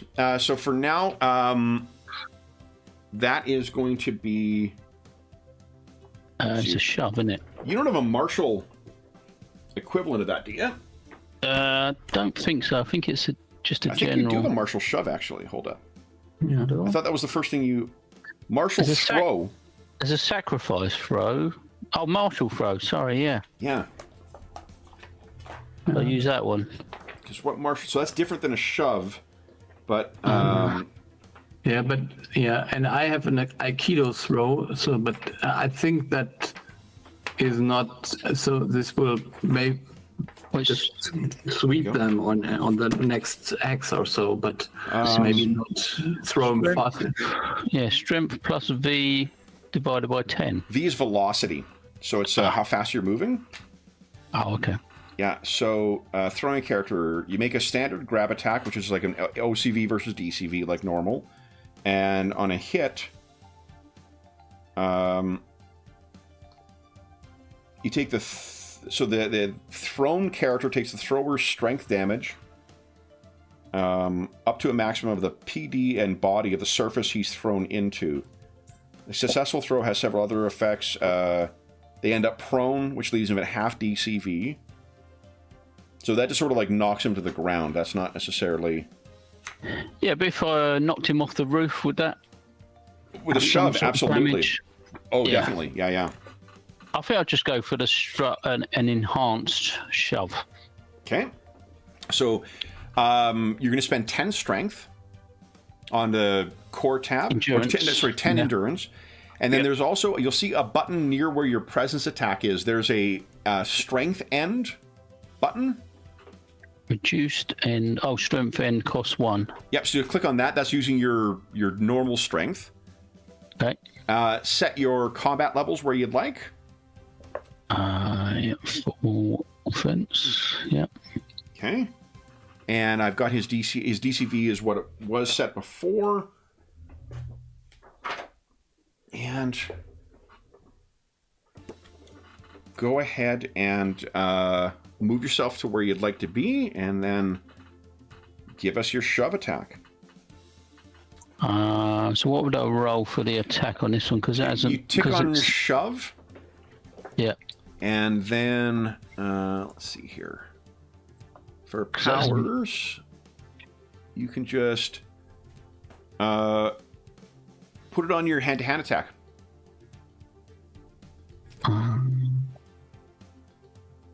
Hand-to-hand. We just ignore the damage because it does no damage for it. But the multi-power, that is your knuckles. Just use the knuckles. Yeah, just click that one on and turn Oh, you just got to turn your... actually, doesn't really make a difference. That's not a great roll, though. What the heck? Oh, your attack was a fucking 16. Yeah, that was terrible. All right. So you go in and slam up against this guy. He's shocked that you know where he is. Yeah. And then let's see here. Resisting a shove.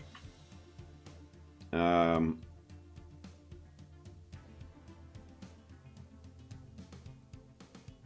he doesn't. So you kind of slam into him, and he isn't sure where you're going. Wow. Then it is his turn. So he...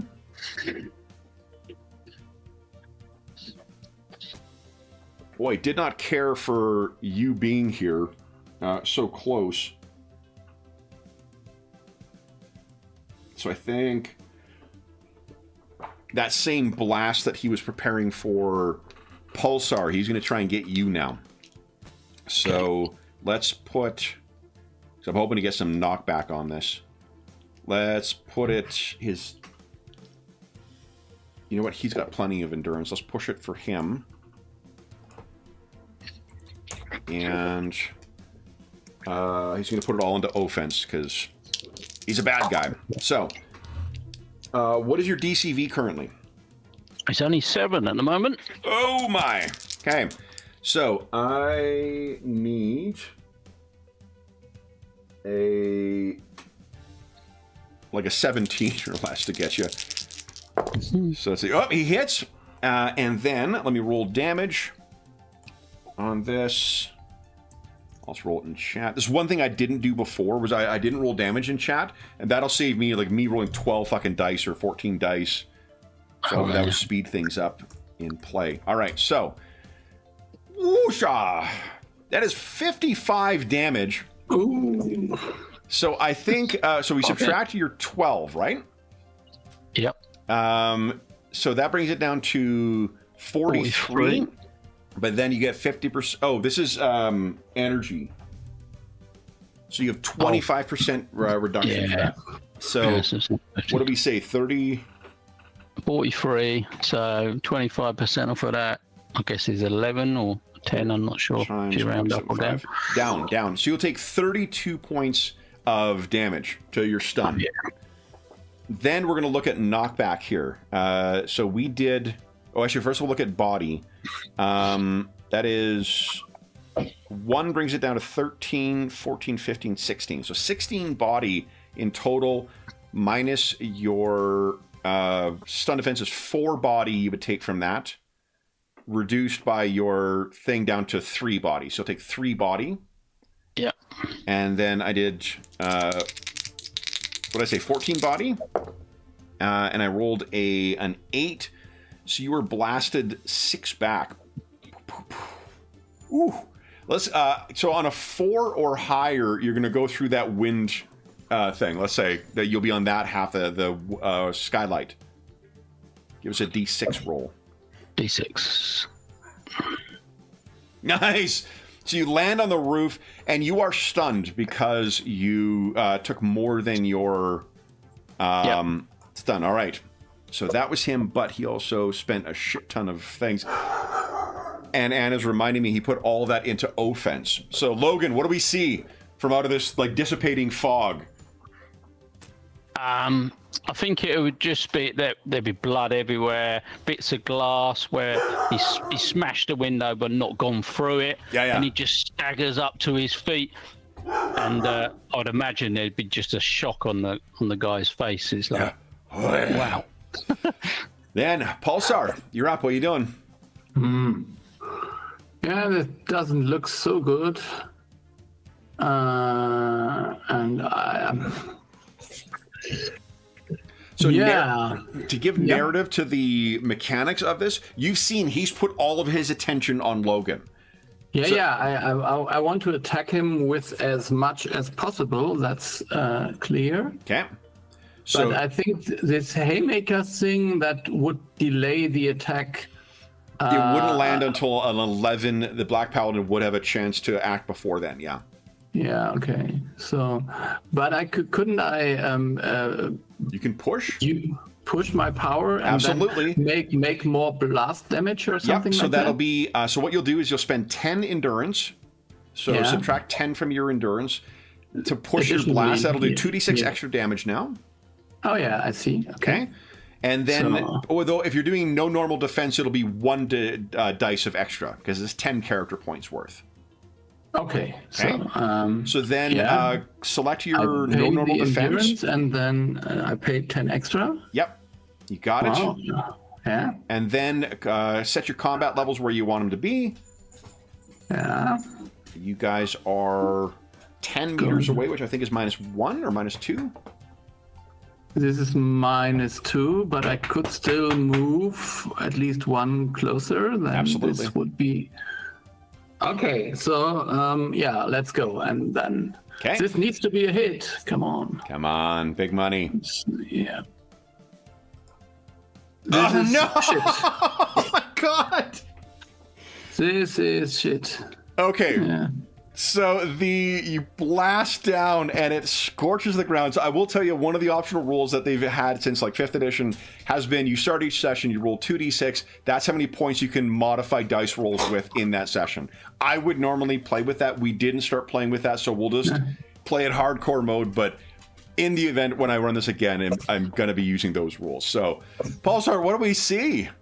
Yeah, he's just out of control. Like this, this thing where Cyclops can't control his power and just blasts anywhere. Yeah. I think it's just happening. I'm trying to focus on him, but somehow he just wasn't there the moment ago. So I don't know. Love Maybe it. I'm too surprised. Okay, Logan, what are you doing?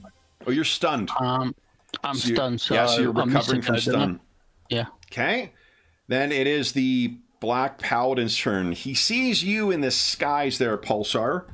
He laughs, a hollow and mirthless laugh underneath that helmet. He points that sword back up at you. He's not... Oh, he's got tons of endurance. He'll push again. Okay. And that is going to be... what is your DCV currently? It's only a 7. Only a 7. Okay. So here is something. You can remember abort to dodge. If you want to give up your next action, you'll get +3 to your DCV. Yeah, it's at least a 10. Yeah, I think I would do that. Okay. Yeah. I was going to put a yellow dot on you. You can remove that yellow dot when it comes to your turn. Yeah. So now it's that's a done, yeah. 10. Yeah. Okay. Which means I need a 13 or less to get you. Let's see here. And I rolled a 14 again. So he blasts up in the sky, narrowly missing you. And it definitely was due to that dodge. All right, so Yeah, you it's, are now recovering. So you aborted a dodge. That's that turn. Logan, what are you doing? I mean, he wants to rest, but that's just not his way. So he's gonna come charging in behind him. Pick your powers. Spend your endurance. He's gonna put. He's gonna Set put your combat levels. Full martial strike. Okay. He's getting a bit low on endurance, but yeah, all of us. yeah. And that is a hit because of, holy shit, 20 body. All right, let me roll for his shield, which is, he does apply. Okay, so then that halves the resistance, brings down to 12. This 8 that gets through. Jeez Louise. Look at this. Yeah! And give us a 1d3 roll, please. Let's see how much stun. 1d3. What have I done there? Tried to do the back button, that didn't work for some reason.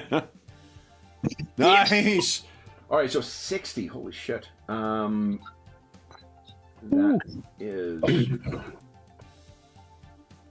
let me see here. So 60 minus 18 is 40, 32. 42. Yeah. minus half because of his shield's damage reduction is 16. Look at this. Oof. He is very displeased with you, Logan. But that is a big hit.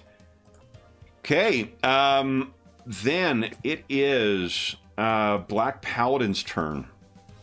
Oh, and after this, everyone gets a post 12 recovery. I think he is once again, the pentagram appears underneath his feet. That weren't enough to stun him, was it? Unfortunately, no. He's got a lot of times, like the pre-made. If you got like a big bad guy, when you build the character, you're going to build him with a big bucket of con because you know, some characters are fun to be kind of punch drunk, but you know, kind of undercuts your bad guy if he takes that. So hold on, let me measure the distance here because he needs to catch his breath. So can't go that far. Can reach right there. All right. So he whispers once again, reappears on that roof now, where he was before. He takes another endurance. Holy smokes! And then he will.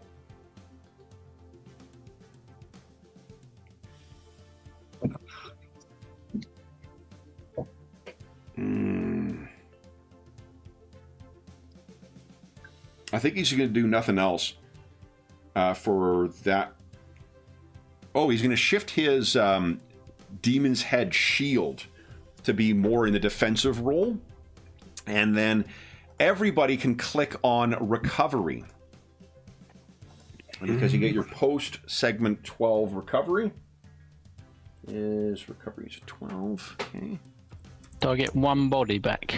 You do get one body back. That's right. Because you're fucking Wolverine. All right. Then it is Pulsar's turn. What are you doing, Pulsar? Okay, so I will fly 5 and use the less effective blast, but I will just try to hit him. Okay, with your 0 and 1? Yes. Okay, let's see. Distance is that 38 meters? Yeah, okay. Might be in range. Let's see. So 38 is -6. Okay. Okay. Set your levels. You're not spending any endurance this round, so that's good. No. Go ahead. So let's see. Maybe it's a lucky roll. Okay. Maybe not. Kind of blindly fight over there. Logan, what are you doing? I want to get there as quick as possible. So I will point out there is a thing called a move through or a move by. That is, you get to the benefit of you do extra damage by the movement that you move in. And while Logan, you could always charge in and hit him, Pulsar also flies pretty quick. So if you wanted to do a like cannonball special type thing, Pulsar could pick you up in theory, fly you directly in, and drop me claw first. Yep. Yeah, we should definitely do that. Yeah. So I'm gonna run over and stand on the edge of the building, sort of thing. Okay. There, or somewhere around there, so he can pick me up next. Okay. Next action. Black Paladin is taking a recovery to try and catch his breath. He doesn't gain any body back though, and he's at half DCV right now. Pulsar, what are you doing? Yeah, so I can, fly over and pick Logan up. Absolutely. If it's voluntary, you're not going to have to make an attack roll. Okay. So, and then I'm flying with him the remaining, so this was 3 and then 5 more. We come up to here, I think. There you go. Yeah. So, Logan, you could, yeah, just shadow me. Yeah. Okay. Logan. So let's hope he doesn't shoot us out of the air. So you got nothing else you're doing. You could, in theory, take a recover while I'm flying. Yeah. Yep. Okay. And I've gone all defensive with this. Nice. Okay. Then it is Black Paladin's turn again. I think he is. Let me zoom in a scooch here for the folks at home. He will shift the shield back to where it's getting the resistance.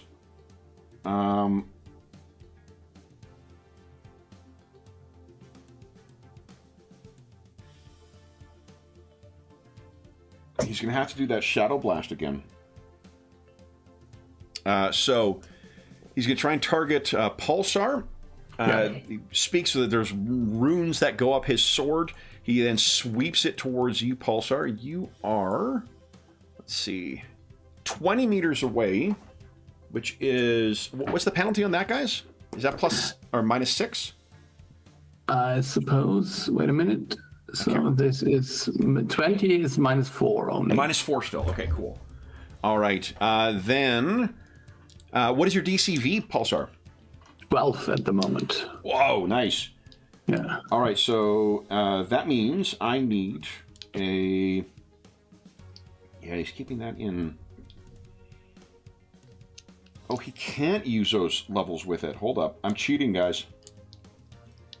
He's got bonuses, he's got levels with hand-to-hand combat, but he can't use that when he's shooting you with a blast. So this will be then, if it's 12, I need a 6 or less to hit you, Pulsar. Miss! Yeah. Pulsar, what are you doing? Yeah, I'm flying over there, so I can fly. I think I can reach him. Wait a minute. 2, 3, 4, 5, 6, 7, 8. Yeah, you can go fly right into him. Okay. I think fly over him, or so. I mean, right into him. You're delivering your Canadian package. So then, Logan, what you're going to do is set under. If you're doing a move through, you're going to go to the combat tab. You're going to set your. Where is it here? Your velocity. See under situational modifiers? Yep. What is your... is it 20 meters is your flight, Pulsar? Yeah, exactly so 20. Under situational mod, put 20 meters as your velocity. Okay. And then are you claws out or are you knuckles? Definitely out. No, definitely claws out. Okay. So set your claws on there. You've got your move through set. Click on pay endurance. Can I pay an extra 10 as well? Hell yeah. Yes, you can. It would only give you a +1 because killing attack costs 15 per level. It'll give you not +1 dice, +1 to the eventual modifier. But you want to do that? Oh, no, hang on. Move through. It only give me. Can I get a bonus to hit or damage, or is it? No, the push is only to push an existing thing, so it would give you a plus. No. You know what? It would give you a half. Hold on, because it's +1, then it's +half, then it's 1 full dice. So at 10, it would give you 1 extra half dice. So it'll be a D3 extra body damage. Is that worth it for you? Yeah, I'm going to try it because I've just rested on the way over. So you got it. So that'll be 10 endurance. Then click on your use endurance or the reverse. Yep. Set your combat levels. Full attack. Yep. And then go ahead. And explores. Oh, that's so close. Oh my god. Okay, so just check if your range thing is correct. Range. His range is 0. Yeah, mine's always set to 0. Yeah, okay, yeah. You happened. Oh my goodness. Yeah, because you're. So those are set to OCV. It's because of the minus. You get a penalty to OCV based on the velocity, so it's -2 to it. God, that's so close. All right, so you unfortunately just you land and maybe move. You can probably position yourself anywhere around him directly if you'd like. Probably end up just behind him. I sort of roll through him. Okay. Him. Then on his turn, oh boy,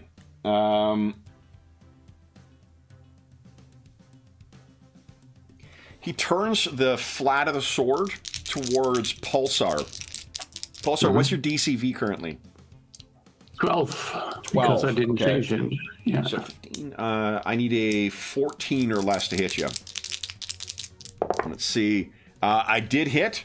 So he hits you with a flat of the sword, and you take. Let's see here. This is normal damage. So your full. So 44. So what's your total physical defense? Your PB. Yeah, so I have this force field. Yeah. Which is so on your that'll stack. I mean, if you've got it ticked, if you look on your core tab. Yeah, it is. Yeah, it is ticked. So the physical defense. Normal physical defense is 23. Fantastic. All right, so you take 11 points of stun damage. That's a bad roll for Black Paladin. What's your constitution? My constitution is 23. Nice. Your con is? Holy shit. Your dex is 23, I know. Yeah, I didn't do. Oh, your con and your dex is. That's awesome. Yeah. Again, like getting bad guys stunned is usually a bad thing. So that's 11 damage, and then that is a total of, let's see, 1, 2, 3, 1, 2. That is 13 body damage, but that doesn't get through your defense. So then we just need to roll. I was 13. I'm going to roll for knockback. I get an extra knockback dice because you were in the air. Yes. So I subtract 1 dice. That is 5. So he hits you and sends you 1, 2, 3, 4 hexes back. But fortunately, with your defenses and your shield, it's not as bad as it could have been. Yep. Pulsar, you're up. What are you doing? Yeah, ouch. So let's see. I think I'll stay where I am. Yeah. That's the first thing I do. Okay. Then I go to this no normal defense blast again. Okay. And just try to hit him. He's 10 meters away from you right now. Yeah, that's okay. So use your endurance, set your combat levels, and then go ahead. Yeah, so I used my endurance, pay endurance. So I did that. Okay. So I changed to my combat levels, and then I'll try to hit him. And this time I rolled much That better. is a solid hit. Okay, and that's a lot of damage too. Let me roll for his shield. Let's see. He does get the shield in the way, so that is, let's see here. Does it shield work against this normal defense? What it thing? does is it doesn't reduce. So his shield is a multiplier to two different things. Oh. One is it can increase his DCV. The other thing it can do is give him damage reduction, and that'll still reduce the damage he takes. But it means that his defenses, physical defense, energy defense, does nothing against us still. So that is 12 points of stun. Look at this. Boom. Whoopsie, not 112. So he is hit. Then it is Logan's turn. What are you doing, Logan? I'm just going to come up and start. Give us a acrobatics check, because I think you got acrobatics as a skill, right? Acrobatics.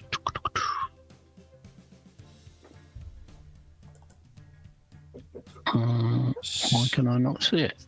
Skills are under the skills tab there. Oh, yeah. Yeah. Click on that, please. No problem. You landed on your feet from the failed cannonball or fastball special. Yeah. Right. I go full offense, martial strike, claws out. Let's have a go. Okay. So that is a hit. All right. Let me roll for his shield. Pay vengeance. And what I'm rolling for the shield is because it was built with an activation. He needs to get it in the way in order for it to succeed. He does again. That's another 10 body. Holy smokes. Well, hold on. No, it's 20 body minus 12 is 8. So, gosh, look at this. And give us a 1d3 for stun multiplier. That potentially is a lot of... Wow! Yes! Big hit. All right, so 60 minus 18 was 32. That's not right. 60 minus 1850, 42, 21. Look at this. Boom! Oh! He's hit from the back. Did not see you coming. And then it is his turn. Boy, he's had really enough out of you, Logan. So he is turning the side of the blade back to you once again. We're going full offense. And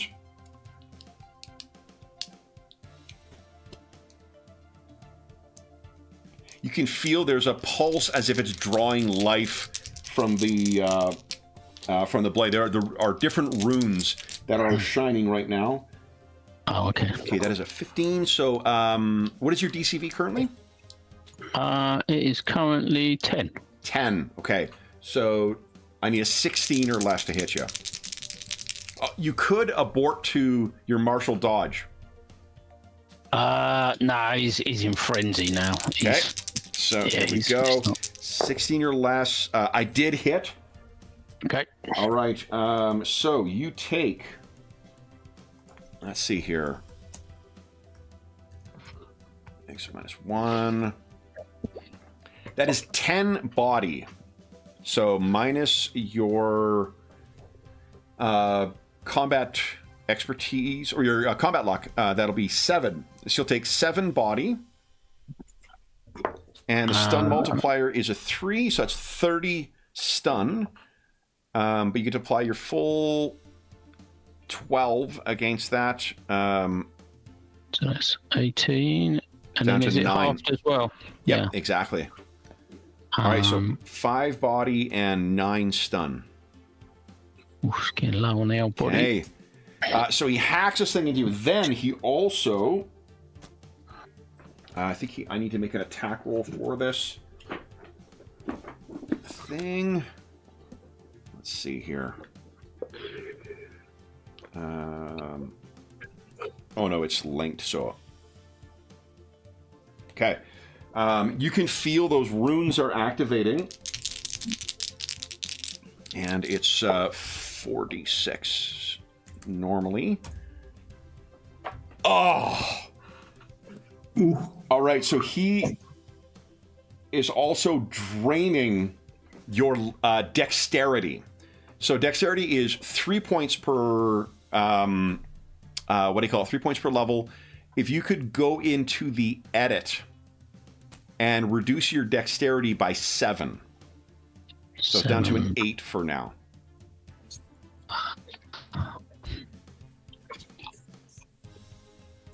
And then just close, hit edit and close. Oof. Okay.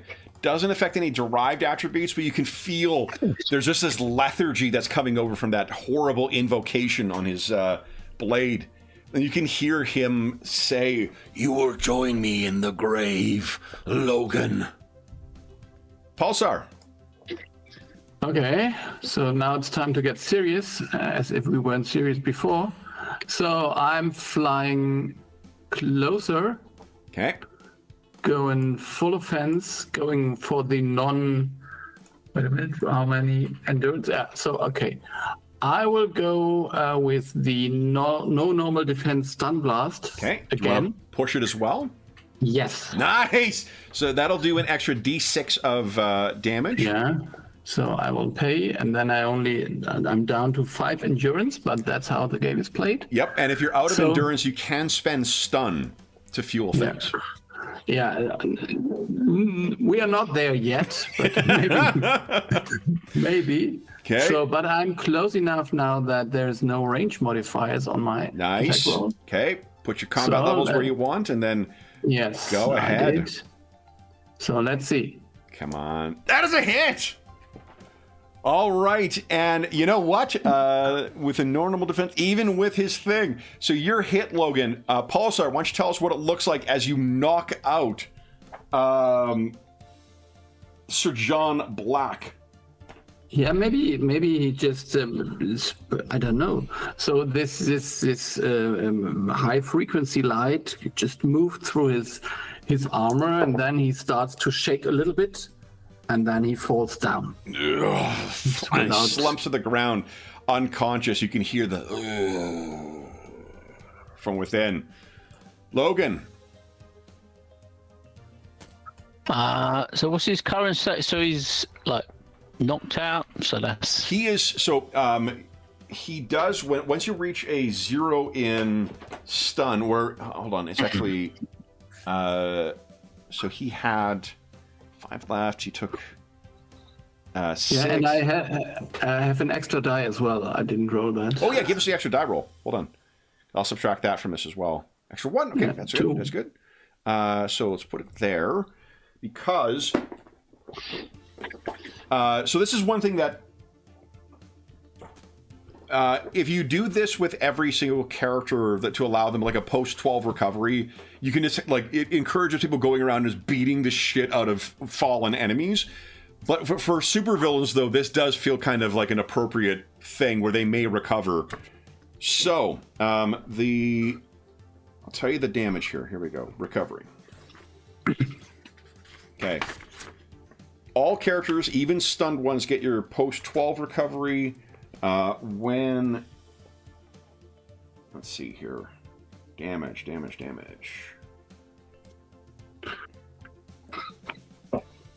Here we go, wounded,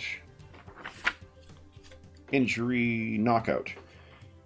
So because he is at -7 right now, on his next phase, he will get a recovery. He'll also get the post-segment recovery. If he's down to -20, up to -20, then it's only the post-segment 12. If it's -21, it's only once a minute. -31, GM's option. This is more for player-facing stuff, but for this guy, it's just to let you know he's down, but he's sort of like still potentially getting up again. Yep. So what would you like to do, Logan? well, I want to put him down so he ain't going to get back up again. Okay. So do I want to do more stun, or does the body damage just go on to stun if he... So he is at 0 DCV. If you just want to stun him, then that would be your Knuckles. If you want to just... Again, he's dead already. You know he is an undead knight, so if you just want to do body damage, that's how you would go about doing that. It's just your claws. Yeah, okay. So I'll just hit him as I have been. Okay. That is a solid hit. He cannot roll for his shield, which means there's no 50% reduction. Which tell us what it looks like as Sir John Black is sent to the afterlife once again. Yeah, so he just plows his claws into his helmet, sort of either side, and there's a sort of wispy sort of mist that sort of encircles round him, and the armor sort of shrinks in a little bit, and then this wisping, it dissipates somewhere and just flies off somewhere. No doubt to recover somewhere and come back another day. Well, you can hear his a single word escape his undead lips as he disappears as well, and that single word is a name: Chantel. And I can remove him. Let's see here. I think he was thinking of his primary school teacher or something like that. So that's... Nope, that didn't work. Did it? No, it didn't. Miss Oh, Chantel. Yeah. Here we go. Let's try this again. The initiative tracker. Oop, it is... Look at that! Beautiful! I got the automation down pat. All right, so that leaves you guys... Logan, it will take you about... Let's see, you have 13 body you're down right now. Yeah. So that would take you... you get 1 back every 12 seconds. That is 5 back every minute. So it's about 3 minutes. And you're right as rain. So pretty great. All right, I'm going to remove everyone's things from a token here. But that, I think, guys, because we only have 9 minutes left in the session. Move. That worked. Oh, nice. And the initiative tracker is working. Oop, Remove. Perfect. All right, that is the biggest thing, is automating the, or one of the biggest pain in the ass things with this particular game is automating the initiative tracking. So that is really, really great to know. So then, guys, any comments? We got a couple minutes here. Any comments on your first? Well, I mean, Ingolf, you've played Champions before, you said, but Darren, your first time at bat with Champions? Yeah, I haven't got a massive amount of experience with all the different superhero games to sort of compare them against. But I mean, it certainly gives you the sort of Wolverine, Logan, whatever experience. You can see that the skills that they've got in the game sort of, they do make sense, and they do sort of match up. And I'm sure they got all sorts of different powers that you can sort of tie into all sorts of different heroes. That damage reduction did a really good job of modeling just how fucking tough he is, right?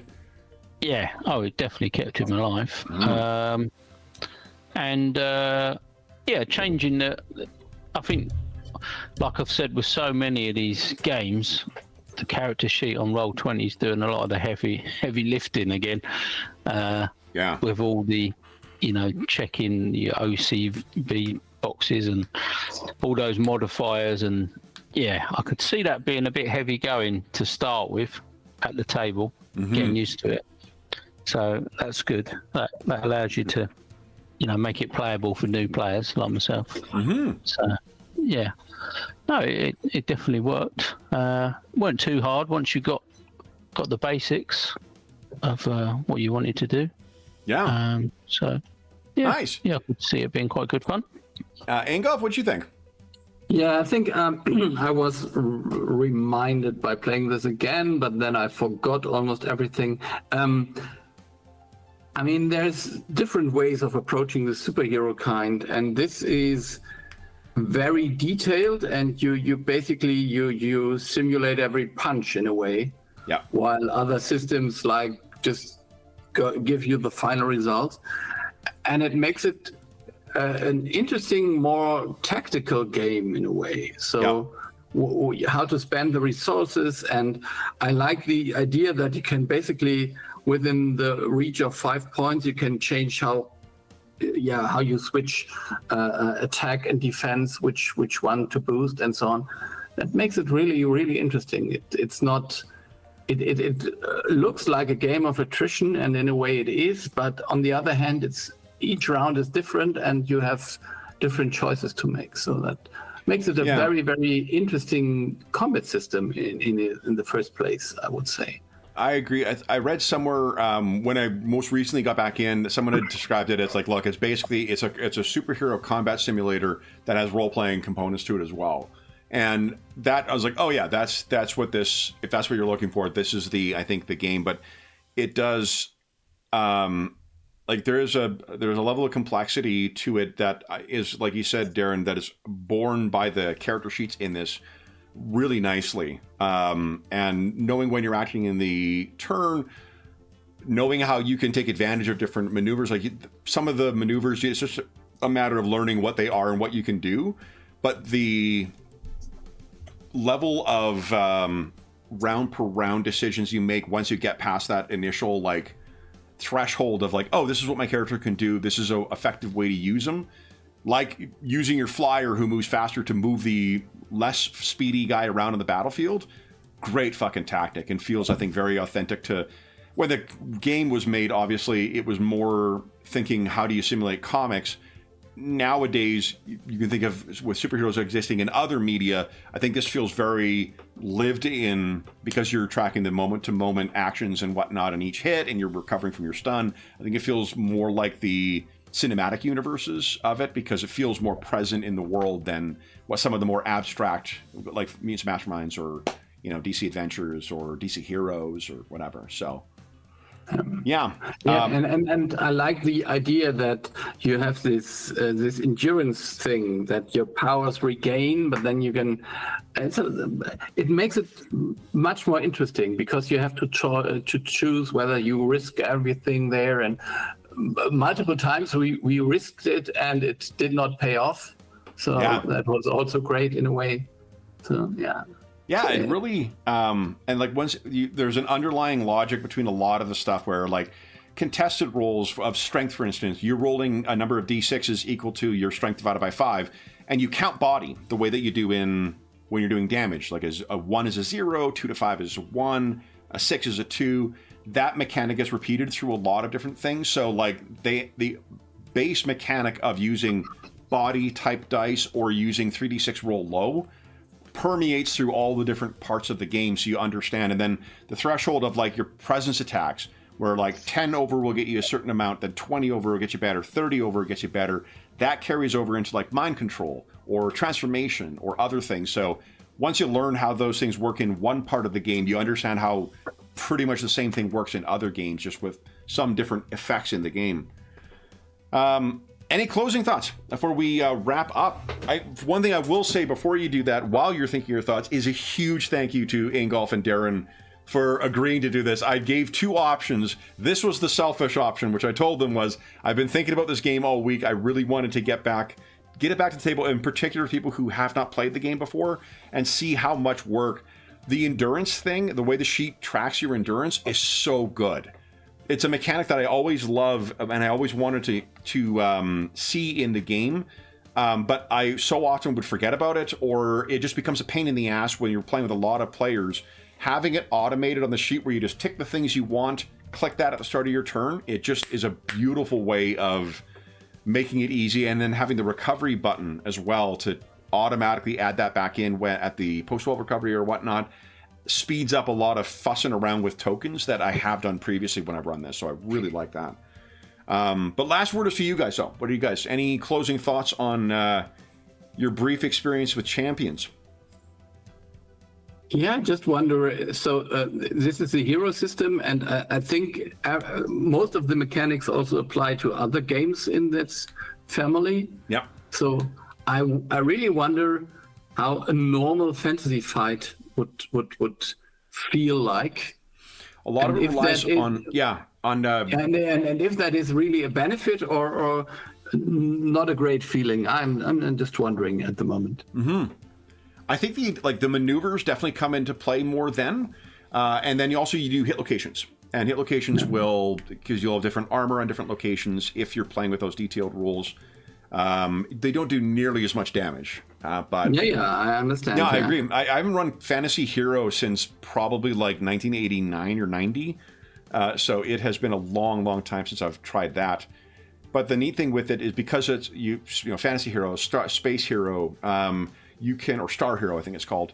You can use all that stuff in a superhero setting, because American superhero comics are just anything you want ends up in that setting. So, and Logan's stories alone, the Savage Land can give you a kind of a Conan type thing. There's Kulan Gath, who was a sword and sorcery, type villain for them. And there's all the alien races like the Shi'ar and whatnot that they encounter. So the possibility of where you could bring characters with this type of game is just really completely unlimited. But Darren, any closing thoughts on your experience with Logan in the hero system? Yeah, I think it's another one where I'd need to try it again when, we had a bit of a shorter session. Try it with different characters but at the moment, that's just combat. I did wonder what else they've got skills-wise for sort of non-combat stuff. Yeah. How much that sort of comes into it, heroes' abilities and skills, like the smell, the scent thing, and all those sort of things. It'd be interesting to see what else that's got. You've got that huge bonus to tracking as well. So, like, would be a huge part, because I think it's like 15, it's either 16 or 17 or less you've got as your perception thing with your scent. So like you've got a huge chance of tracking, but there, like a lot of these types of games, like GURPS doesn't do this necessarily, but Hero System has something called Everyman Skills, where you're just assumed to have certain skills. Like with Savage Worlds, you get a baseline of like there's 5 skills or 6 skills that everybody has at least 1d4 in. They have that in here too. I didn't bother to put them on the character sheets because it's just extra stuff to put on, but there's a baseline of capabilities that you've got, plus your, you know, things that you specially train in. There's a whole like skills book that just gives you extra ways of potentially adding in different kind of small mechanics. It's a roll under mechanic, so anything you can do with like GURPS or any other type game that has a 3d6 roll under, you can have an extended task where you need to get, say, 10 or 15 before you reach the end of your skill challenge, and then every amount you roll under whatever your target number is, that gets added to that as you progress through the skill challenge. So there's a lot of stuff. It isn't as mini game oriented as what, like, say, like chase rules aren't a separate set of rules in the way they are in Savage Worlds, or like networking isn't a separate set of rules, but the skills book allows you to build that shit in if you want to. So if you wanted to have something more narrative oriented. And then the other thing is the way that we did stunting skills today, with you just rolling or stunting powers, rolling a dice and then checking to see what whether you succeeded in it. That's one way of doing it. You can also have it just be you flat pay a certain amount of endurance, and then you can do something neat with your powers for the one turn. And then also there's the skill thing. Like, I don't know, like what. So the optional rules for rolling 2d6, if you guys did have some points to modify your skill results, or the dice results on this, the task resolution, the attacks and whatnot, and also to defenses, the attacks against you, would that have made this feel better, or would it have been, was it nice seeing like this, well, however the dice rolled, they rolled? Because we normally play with that kind of stuff, but like the fight did kind of end on a really appropriately, you know, dramatic moment too, and that was without playing with any skill points or ability to change the dice results. Yeah, I'm not sure. I think the way it played out was perfect, and so yeah, it feels a little bit frustrating if you try your extra special thing and you give your extra endurance in there and then you miss by a bit. Yeah. I think if you're doing skill stuff too in support of that, if you're doing the more investigative stuff too, where you were like either interrogating people or tracking or whatever, that's where those skill points would really be helpful, I think, because if your dice are cold and you're supposed to be good at something, then, or your dice are just betraying you, that's a good way for you to be able to put your thumb on the scale, as it were. Yeah. What do you think, Darren? On the other. Well, I mean, that happens in, you know, virtually every game, doesn't it? You have your bad days or your bad, and it can ruin the experience or even sort of potentially cause major problems for GMs or other players, and so it's a safety net, really, isn't it? That's what it seems like, but it does have to be limited to make it a decision still. You know, so you can't overdo it. So, I mean, it didn't. I don't think it needed it today. Mm-hmm. I mean, we both had at least one or two attacks where it's like, oh, this is probably going to do it. Oh no, we missed. Yeah. You know, because if you've got a big guy with a lot of armor and he's meant to be tough to hit, and then someone just like supercharges one attack and just throws all their extra points or whatever and guarantees it, it's like, oh, you just negated all of his special defense and stuff because you've used all your meta currency. So I don't know. Yeah, I mean, it obviously goes into the thought of the design. So you know, I've thought that with other games that we play sometimes, you know, potentially you can undo a lot of thought process and a lot of play testing and that by putting it in, but you can also have a really rubbish game session by not having it. So it goes both ways. Yeah. So I think at the moment this probably doesn't need it, but yeah, we've only played it for a couple of hours. Yeah. Awesome. So then that'll bring us to the close of our session of the Guard, kind of. Played with champions. I've even got like the guys from the Guard campaign listed on here already. So for those listening at home, thank you so much for joining us. Apologies that we weren't able to carry on with the Spires of Paradar, but we hope that you enjoyed our little excursion to wherever this adventure or session took place. As is always the case, if you have any comments, questions, or concerns regarding the session, the game, or it's not a campaign, but whatever the session, please don't hesitate to leave a comment in the comment section down below, and I'll endeavor to reply in a timely fashion. There's also a link down below to the Dungeon Musings Discord server where all of us are active. We have I can't remember if we've got a Champions channel there or not, but we certainly have an assorted games channel there. And I think I normally would share character sheets from the game, so like I would with Logan, but this actually came from a published product. This is the Book of Templates. There's 2 of these, and they have great like off-brand versions of recognizable characters, like the feral fighter who has claws and unobtainium skeletons, or the blind street avenger who has a radar sense, or the arachnid guy who is a photographer. So there's lots of really fun.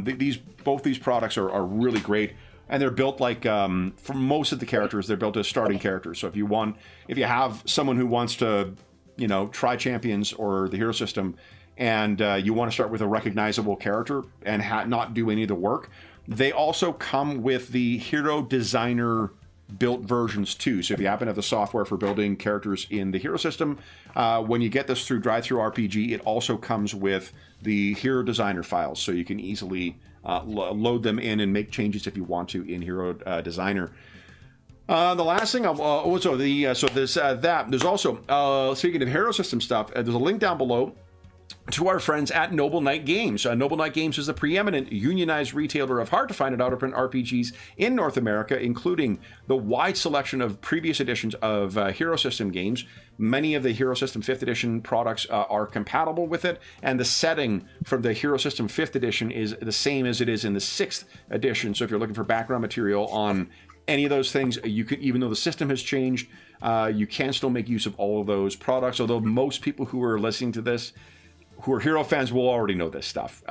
If you make a purchase of $10 or more through their website, be sure to enter the code MuserNight, all caps, all one word. It's listed in the description down below. That'll save you 10% on any purchase of $10 or more, and that'll change as of July 15, 2025. So if you're listening to this after that time, then be sure to check one of our more recent videos, and you'll see what the current discount code is. And if they don't have something in stock that you're looking for, you can put it on a want list, and then Noble Knight will send you an email when it comes in, and you can pick it up at your leisure. The last thing I will say is, once again, a huge thank you to Ingolf and Darren we did really find at the last minute that we weren't able to carry on with our regular game, and I very much appreciate you guys letting me be selfish and run this. Boy, this has absolutely made my weekend. I had a lot of great sessions this weekend too, but something about coming back to Hero. It's been 3 years since I've run Champions, so almost 3 hours. 3 years minus a couple of weeks, but thank you to both of you. And for those listening at home, we hope we gave you a few hours to take your mind off the troubles of our world and think about the troubles that our intrepid heroes of the North are encountering as they are simply trying to, I guess, learn how to take a superhero slugfest fight to a successful resolution. And until we see you again, stay safe, stay healthy, and happy gaming.